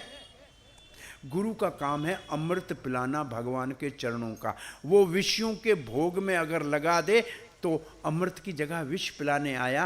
पूतना अविद्या है, झूठ मूठ का गुरु है और भगवान ने पहले इसका उद्धार किया है। राम अवतार में पहले ताटका का उद्धार किया है, दोनों अवतार में इस अविद्या का उदाहरण किया है भगवान ने। ये पहला अज्ञान, अविद्या और झूठा विषयों में भोग में लगाने वाले गुरु का प्रतीक है। और ये सक्टासुर शरीर है नहीं, देह अध्यास का दोष है। बिना शरीर के अपने आप को किसी का भी शरीर बना के उसका भोग करने का प्रयास कर रहा है। अब भगवान की उम्र 1 साल की होने वाली है। माँ दूध पिला रही है। भगवान ने जमाई ली तो माँ ने मुख में ब्रह्मांड देखा। फिर कहा नहीं नहीं मेरी आंख खराब हो गई, मैं अब मेरी उम्र बड़ी है, शायद ऐसे ही है, इसको कुछ नहीं है। ब्रह्मांड देखा लेकिन भगवान नहीं माना। अरे मेरा बच्चा है, मेरी आंख खराब हो गई है।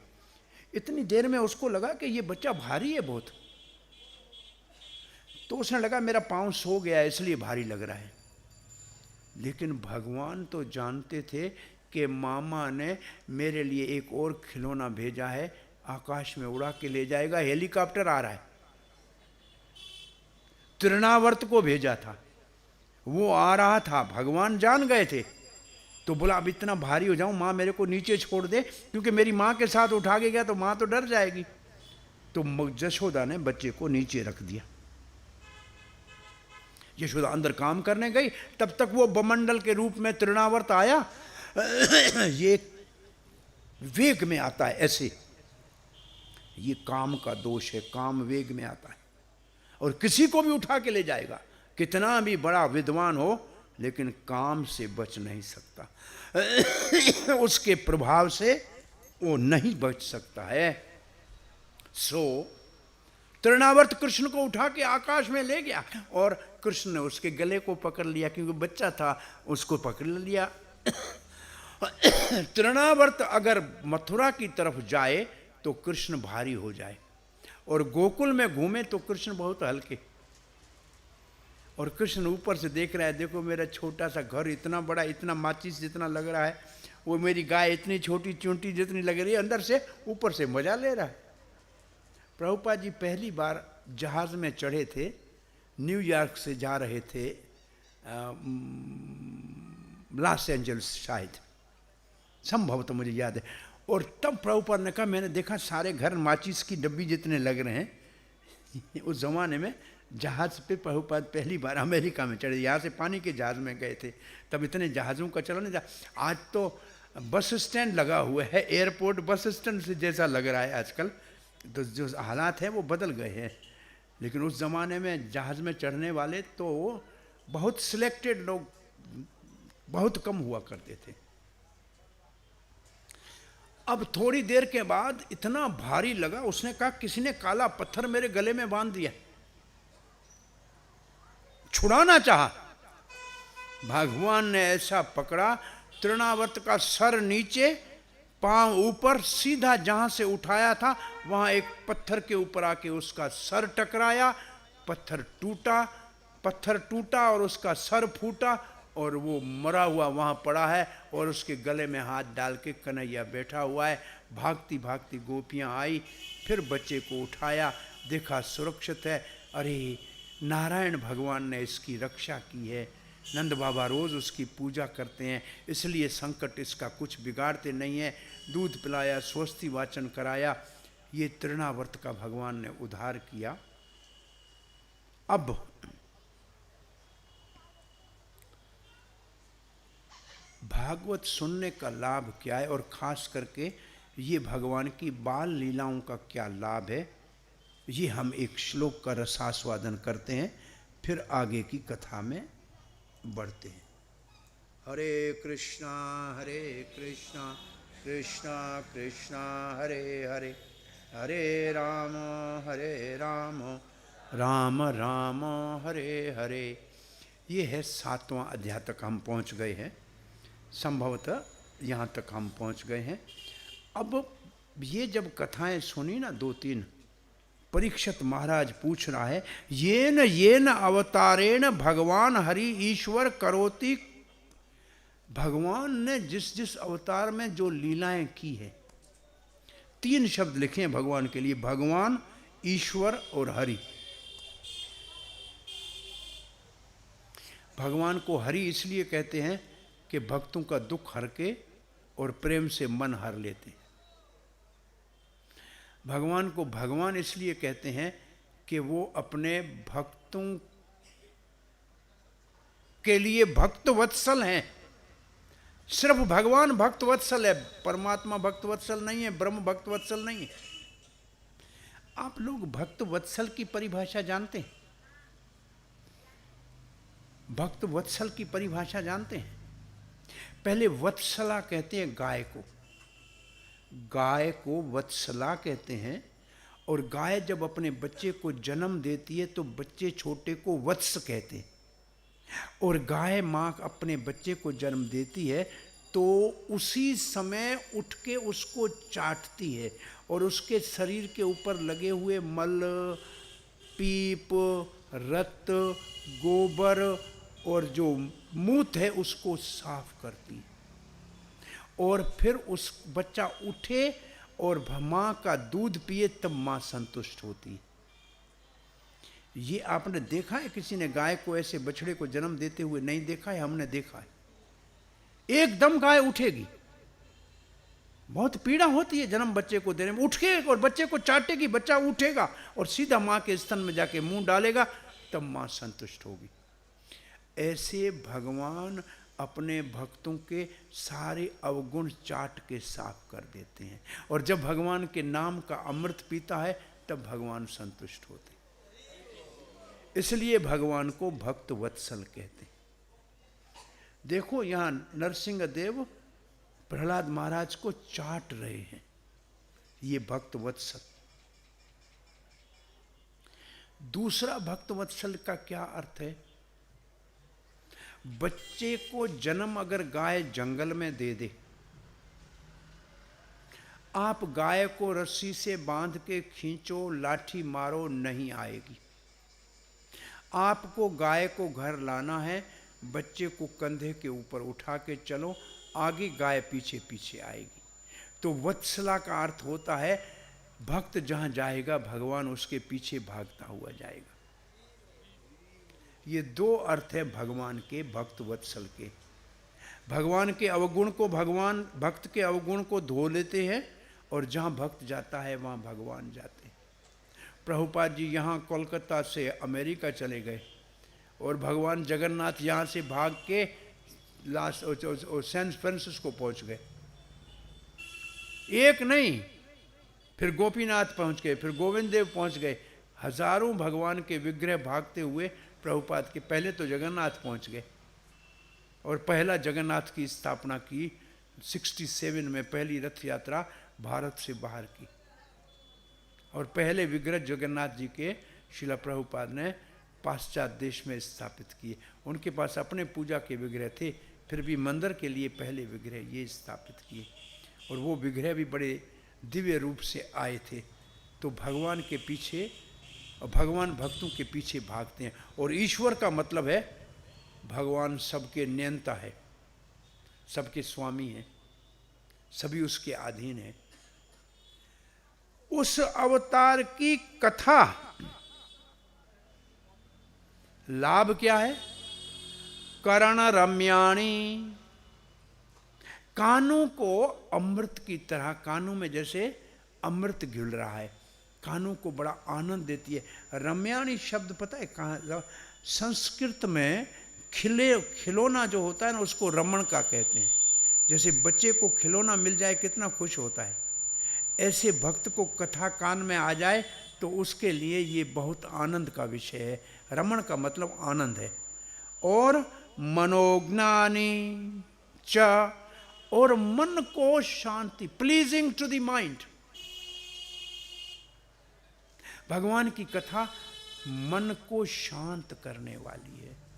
अशांत मन भगवान की कथा में शांत हो जाता है। मैं आपसे प्रश्न पूछा हूं, आज 5वां दिन है, आप रोज आ रहे हैं, जो आप आ रहे हैं 2 घंटे से ज्यादा कथा चलती है, 1, 1.5, 3.5 घंटे तकरीबन रोज कथा चल रही है।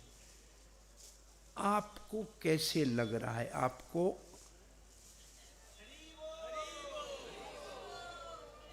कान को अच्छी लग रही है, मन को शांति मिल रही है कि नहीं मिल रही है?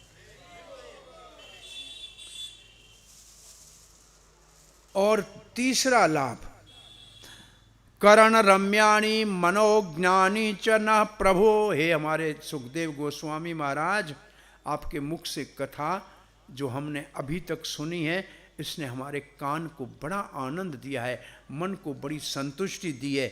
और तीसरा, यह श्रवण, अगर ये कथा आप सुनेंगे, अपैति अरति वितर्षणा। अरति, आपको रति का अर्थ बताया था कल, नहीं परसों। रति का अर्थ क्या है? बहुत प्रेम। और अरति का अर्थ क्या होगा? बिना प्रेम नहीं हो, बिल्कुल। तो जिसकी भगवान की कथा में अपैति का मतलब मीठी न कथा, जिसको रुचिकर नहीं लगती है। भाई कथा रुचिकर क्यों नहीं लगती? कथा में रुचि क्यों नहीं आती? कथा मीठी क्यों नहीं लगती? टेस्टी क्यों नहीं लगती? क्योंकि दुनिया के भोग अच्छे लगते हैं। भाई सिनेमा में जाना अच्छा लगता है, बार में जाना अच्छा लगता है, बाहर बैठ के ताश खेलना अच्छा लगता है। और ये ताश खेलने वाले गांव में मंदिर के बाहर चबूतरे के खेलते हैं, अंदर कथा होती है और बाहर ताश चलती है। वो जगह भी अच्छी, उनको वही मिलती है।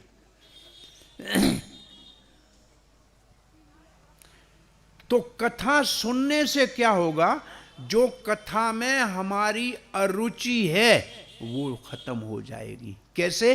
बोला, जो संसार के भोगों में रुचि है वितृष्णा हो जाएगी। वो जो तृष्णा है, वो जो प्यास है, वो नाश हो जाएगी। तो 2 काम करेगी। जो संसार के भोग में हमारी आसक्ति है उसको काट देगी, और भगवान की कथा में जो शौक नहीं है वो शौक पैदा कर देगी। ये भगवान की कथा 2 काम करेगी। जैसे माया 2 काम करती है।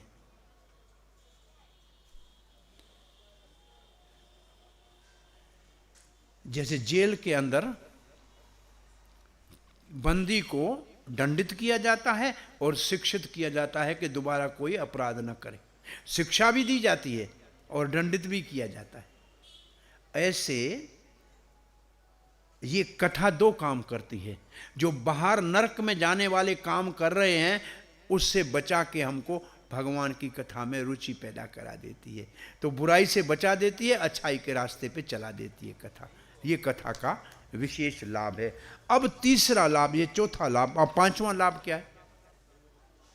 सत्वं च शुद्ध्येत, सत्वं च शुद्ध्यति, हमारे अस्तित्व को शुद्ध कर देगी।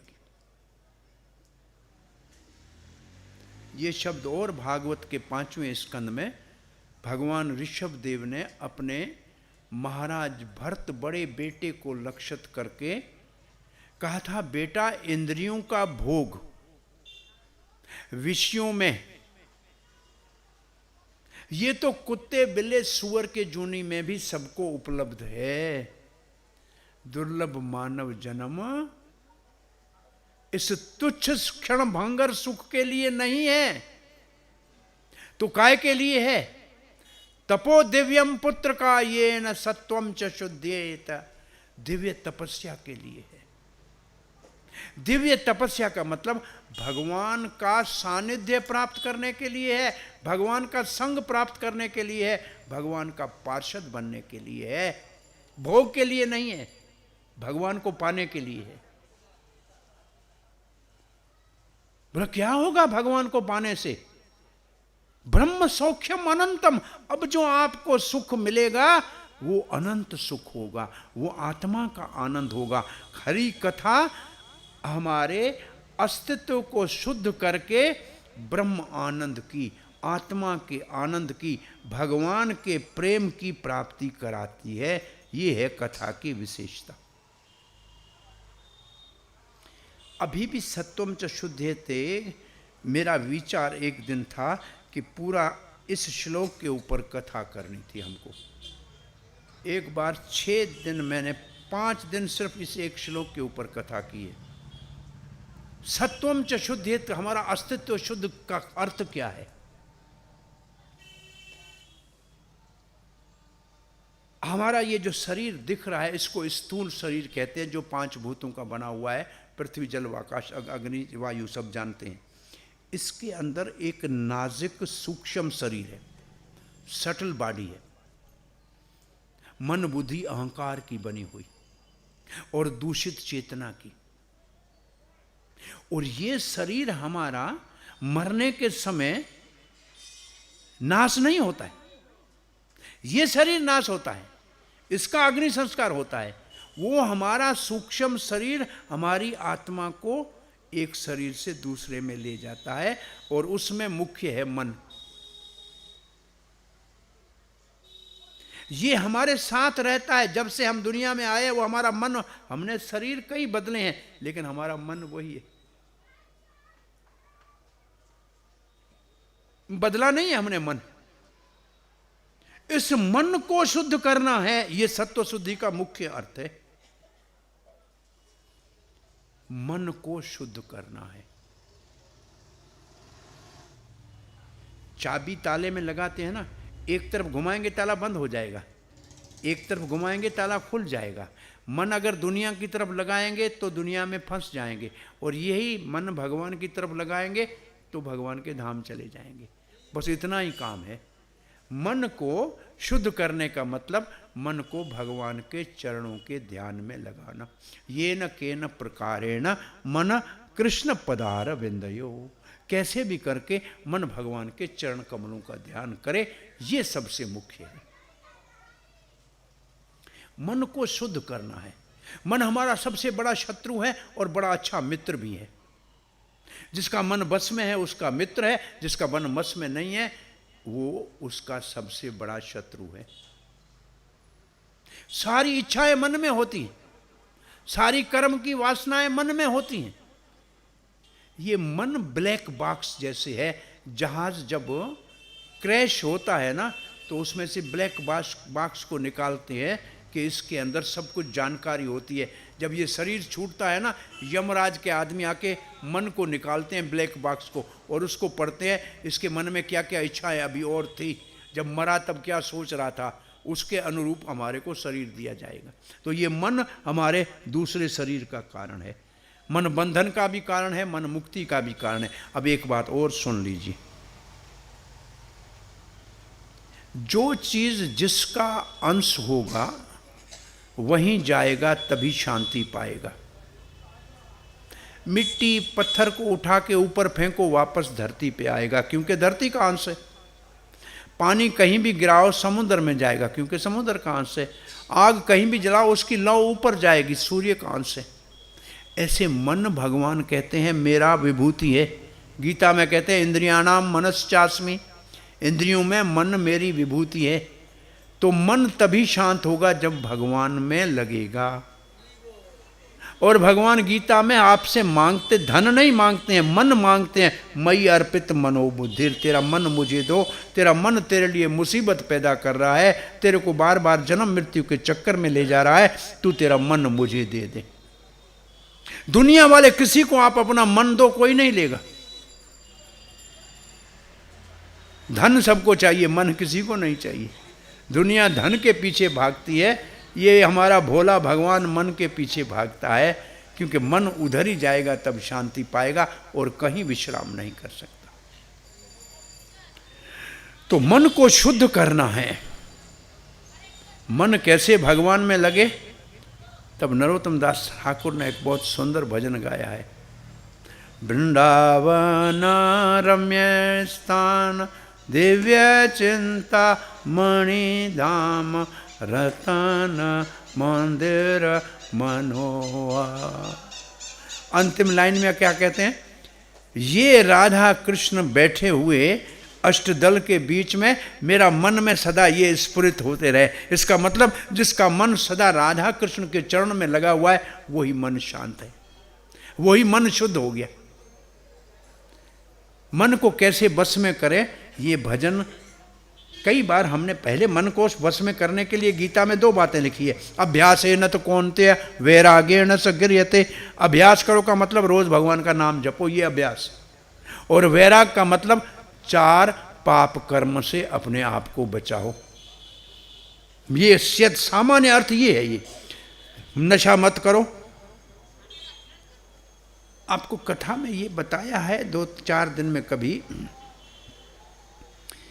कि कलयुग को 4 स्थान दिया था परीक्षित महाराज ने। कथा में आया था कहीं? ठीक है। ये देखो, ये पंडाल खंभों के ऊपर खड़ा है ना, ये पंडाल खंभों के ऊपर खड़ा है। ऐसे धर्म 4 खंभों के ऊपर खड़ा है। वो खंभे है सत्य, दया, तपस्या और पवित्रता। और ये 4 पाप कर्म धर्म के 4 खंभों को जड़ से उखाड़ने वाले हैं। पशु हत्या करके मांस खाने वाले में दया नहीं रहेगी, पहला खंभा गया। नशा करने वाले में तपस्या करने का सामर्थ्य नहीं रहेगा, दूसरा खंभा गया। विविचारी पवित्र नहीं रहेगा, तीसरा खंभा गया। जुआरी सत्य नहीं बोलेगा, चौथा खंभा गया। इसलिए 4 पापों से बचना वैराग है और रोज हरे कृष्ण महामंत्र जपना अभ्यास है। जो ये करे वो मन को बस में करने का शुरुआत कर सकता है। आपको कहा था जिसको माला जपनी है हमसे ले जा सकता है। कल एक आया था,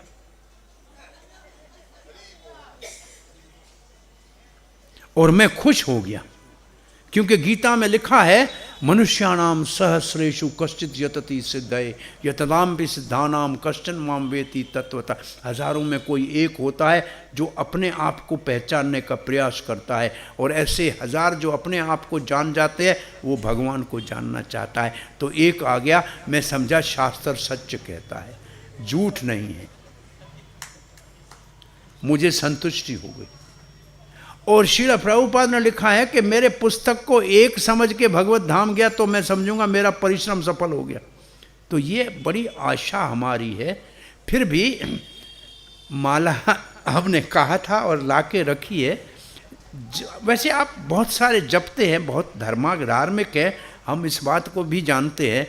फिर भी किसी के मन में प्रेरणा हो, जिसके पास नहीं हो, जो नया शुभ आरंभ करना चाह रहा हो, तो ऐसे भागवत की कथा में उसका शुभ आरंभ करना मंगलमय होगा, उसके अस्तित्व को शुद्ध करने में सहायक होगा।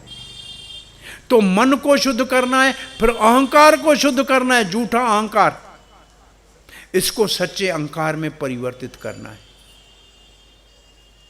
सच्चा अहंकार है मैं भगवान का दास हूं, झूठा अहंकार है मैं इस दुनिया का मालिक हूं। झूठा अहंकार है मैं भोगता हूं, सच्चा अहंकार है भगवान भोगता है, मैं उसके भोग्य हूं। झूठा अहंकार है मैं करता हूं, सच्चा अहंकार है भगवान सब कुछ करते हैं, हम निमित्त मात्र हैं। तो अहंकार को बदलना, ये सत्वम शुद्धि का दूसरा। बुद्धि को बदलना, एक बुद्धि पुरंजनी है, आपने कथा सुनी पुरंजनी की बुद्धि की।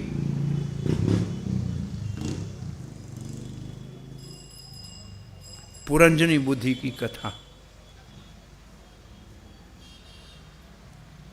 कभी हमने आपको ये कथा सुनाई थी कि राजा की रानी अपने घर के सामने सुनार जो सुंदर था उसके प्रति काम वासना थी। कभी हमने कथा सुनाई है आपको ये? नहीं? अधोक्षजा कभी सुनाई है कथा? नहीं, हाँ ना कहीं आई जरूर होगी। वो रानी राजा जब अपने राजमहल चला गया तो अपनी दासी को भेजा कि सुनार को बोलो कुछ आभूषण रानी को लेना है। तो सुनार ने कहा ठीक है, धंधाई करना है, रानी है, कुछ अच्छे हीरे मोती ले जाता हूं। वो भी मूर्ख था, चला गया। रानी को कुछ लेना नहीं था, उसके मन में उस सुंदर सुनार में काम वासना थी और उससे प्रेम की बातें कर रही थी। वो बेचारा डर रहा था। इतनी देर में दरवाजे के ऊपर बाहर कहने लगे महाराज पधार रहे हैं। अब रानी को लगा भय कि मुझे आभूषण लेने थे तो मैं राजा को कहती, इससे लेके देता, मुझे घर में मंगाने की क्या। उसके दिल में अपने चोरी थी ना, डर गई। उसको कहा छुप जाओ, राजा आ गए। बोला छुपूं कहाँ, जगह कहाँ है? बोला एक जगह है, वहाँ राजा नहीं आएगा। बोला कौन सी? बोला हमारा शौचालय, पुराने ज़माने में ऊपर एक प्लेटफार्म में एक खड्डा होता था और पीछे मल कोई निकाल के ले जाते थे। अब सफाई हो गई है, वो पीछे से खाली है, आप उसके अंदर जाके बैठ जाओ। वहाँ तो राजा आएगा नहीं। अब राजा आया क्यों वापस जल्दी बिना टाइम के? उसका पेट खराब किया, वो सीधा गया शौचालय में और एक बार भी नहीं 3 बार गया। अब सुनार का क्या हाल हो गया आप सोच लो। राजा नहा धो के वापस अपने सभा में गया और सुनार बाहर निकला। रानी ने कहा नहा लो। बेचारा अपना सामान उठाया, वापस अपने घर गया। दूसरे दिन फिर रानी ने दासी को भेजा, बोला मुझे वापस नहीं आना, उस शौचालय के अंदर दोबारा नहीं बैठना है, मैं नहीं आऊंगा। ये प्रसंग के पीछे लिखा है बुद्धि रूपी रानी आत्मा रूपी सुनार को अपने मोह में फंसाना चाहती है और फंस गया तो मां के गर्भ में मलमूत्र की थैलियों के बीच में उल्टा लटकना पड़ेगा, जैसे उस सुनार को शौचालय में रहना पड़ा। तो रानी है बुद्धि और जीव आत्मा है वो सुनार, जैसे पुरंजन था और पुरंजनी बुद्धि थी। तो ये कथा बुद्धि को शुद्ध करना है तो भीष्म पितामह से सीख लो। वो कहता है कृष्ण मेरी बुद्धि कुंवारी कन्या है, वितृष्णा है, इसमें कोई भी भौतिक भोग नहीं है, आप इसको स्वीकार कर लो। मैं आपको मेरी कन्या दे रहा हूं, आप इससे विवाह करो। मेरा कोई पुत्र नहीं है, इसलिए आप मेरे घर जमाई बनो, मेरे हृदय में आके बैठ जाओ, मेरी बुद्धि में आप आके बैठ जाओ। ये है बुद्धि को शुद्ध करना, बुद्धि में भगवान को बिठाना। जैसे अर्जुन ने कृष्ण को सारथी की जगह पे बिठाया और सारथी बुद्धि है, हमारे शरीर का सारथी बुद्धि है और बुद्धि में कृष्ण को बिठाना, ये हो गया बुद्धि को शुद्ध करना। और ये भगवान कह रहे हैं गीता में मई बुद्धिम निवेशय, तेरी बुद्धि मेरा निवास स्थान बनाओ, मेरा घर, मेरे बैठने की जगह तुम्हारी बुद्धि बनाओ। हमारी बुद्धि में दुनिया बैठी हुई है, उसकी जगह भगवान को बिठाओ तो बुद्धि शुद्ध हो जाएगी। मन शुद्ध करना है, बुद्धि शुद्ध करनी है, अहंकार शुद्ध करना है और चित्त शुद्ध करना है। दूषित चित्त भौतिक कॉन्शियसनेस, शुद्ध चित्त कृष्ण कॉन्शियसनेस। तो चित्त को भी शुद्ध करना है, इसको कहते हैं सत्यम च शुद्धियेत। ये कथा से होता है। कथा से कैसे हमारा ये सत्वम च शुद्धियेत होता है? हमारे सारे अवगुण धुल जाते हैं। नष्ट प्रायेषु अभद्रेषु नित्यम भागवत सेवया, भगवान की कथा से हमारे अंदर से सारे दोष धुल के साफ हो जाते हैं, अंदर हृदय शुद्ध हो जाता है, अंतःकरण शुद्ध हो जाता है, हमारा अस्तित्व शुद्ध हो जाता है। तो क्या लाभ होगा? अब ये छठा लाभ है, और ये छठा लाभ लिखता है, अचिरेण पुंसा भक्तिर हरो। अचिरेण का मतलब बहुत समय नहीं लगेगा, तत्काल, जल्दी। अचिरेण, चिरकाल नहीं, जल्दी, तत्काल, अभी क्या होगी?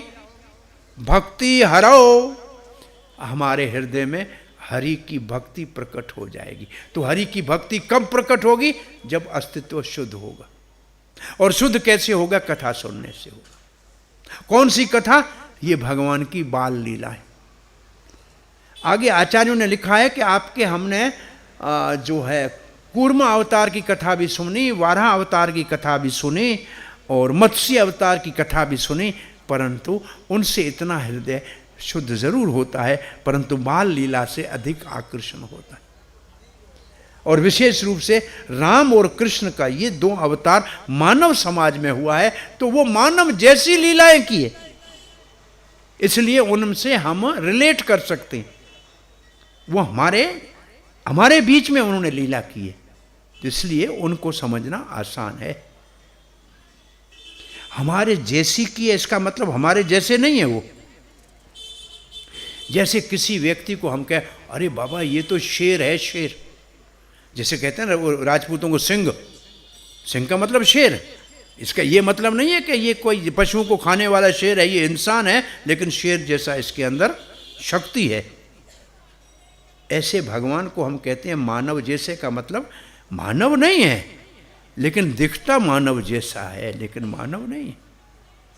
तो अब ये भगवान की भक्ति हमारे हृदय में जागृत हो जाएगी, कथा अच्छी लगने लगेगी, मन शांत होगा, बाहर के भोगों से तृष्णा खत्म हो जाएगी, भगवान की कथा में रति हो जाएगी, तो हमारा अस्तित्व शुद्ध हो जाएगा, तो भगवान की भक्ति जल्दी जागृत हो जाएगी।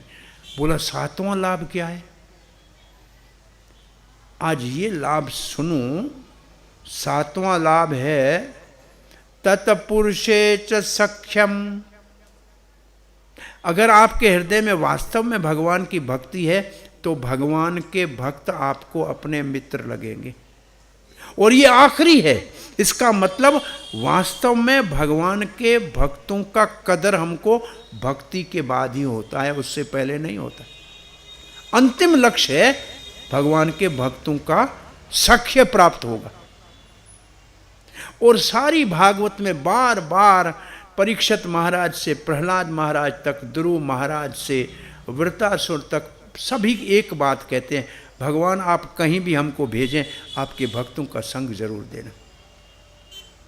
तो ये भगवान के भक्तों का संग सबसे मुख्य अंग है, क्योंकि भगवान की भक्ति का जन्म भी भक्तों के संग में होता है, और भगवान मिलने के बाद भी भगवान की भक्ति मुख्य अंग होती है। तो ये 7 लाभ हैं भगवान की कथा सुनने का। और फिर लिखा है तदेव हारम वदमन्यचेत।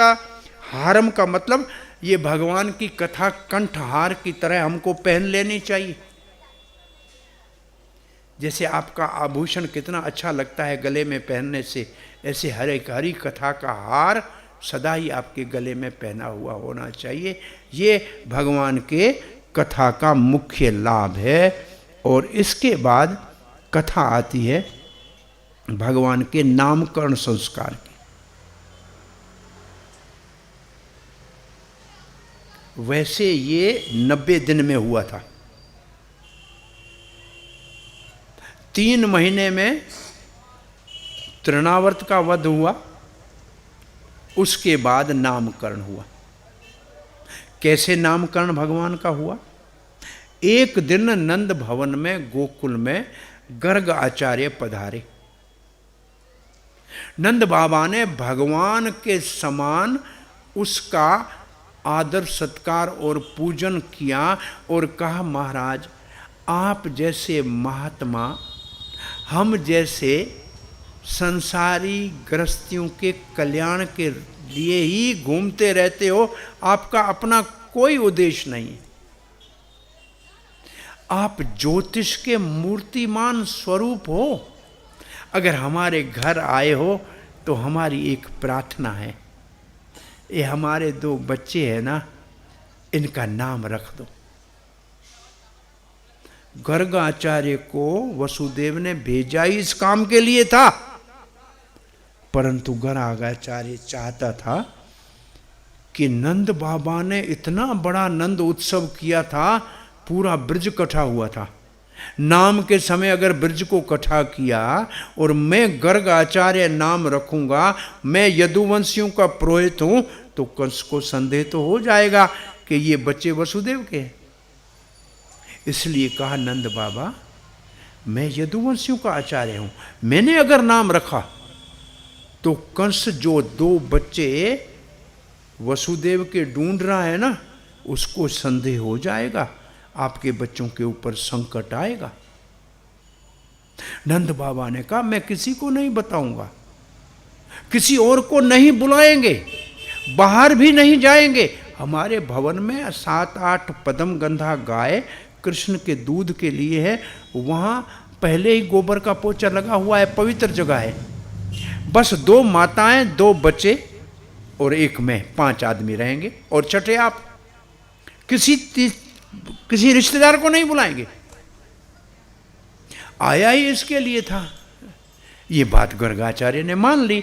अब माताएं दोनों बच्चों को स्नान करके और ले आई और गौशाला में बैठी, और गर्गाचार्य ने कहा ये रोहिणी का जो पुत्र है, ये 2 कुलों के बीच में सेतु का काम करेगा।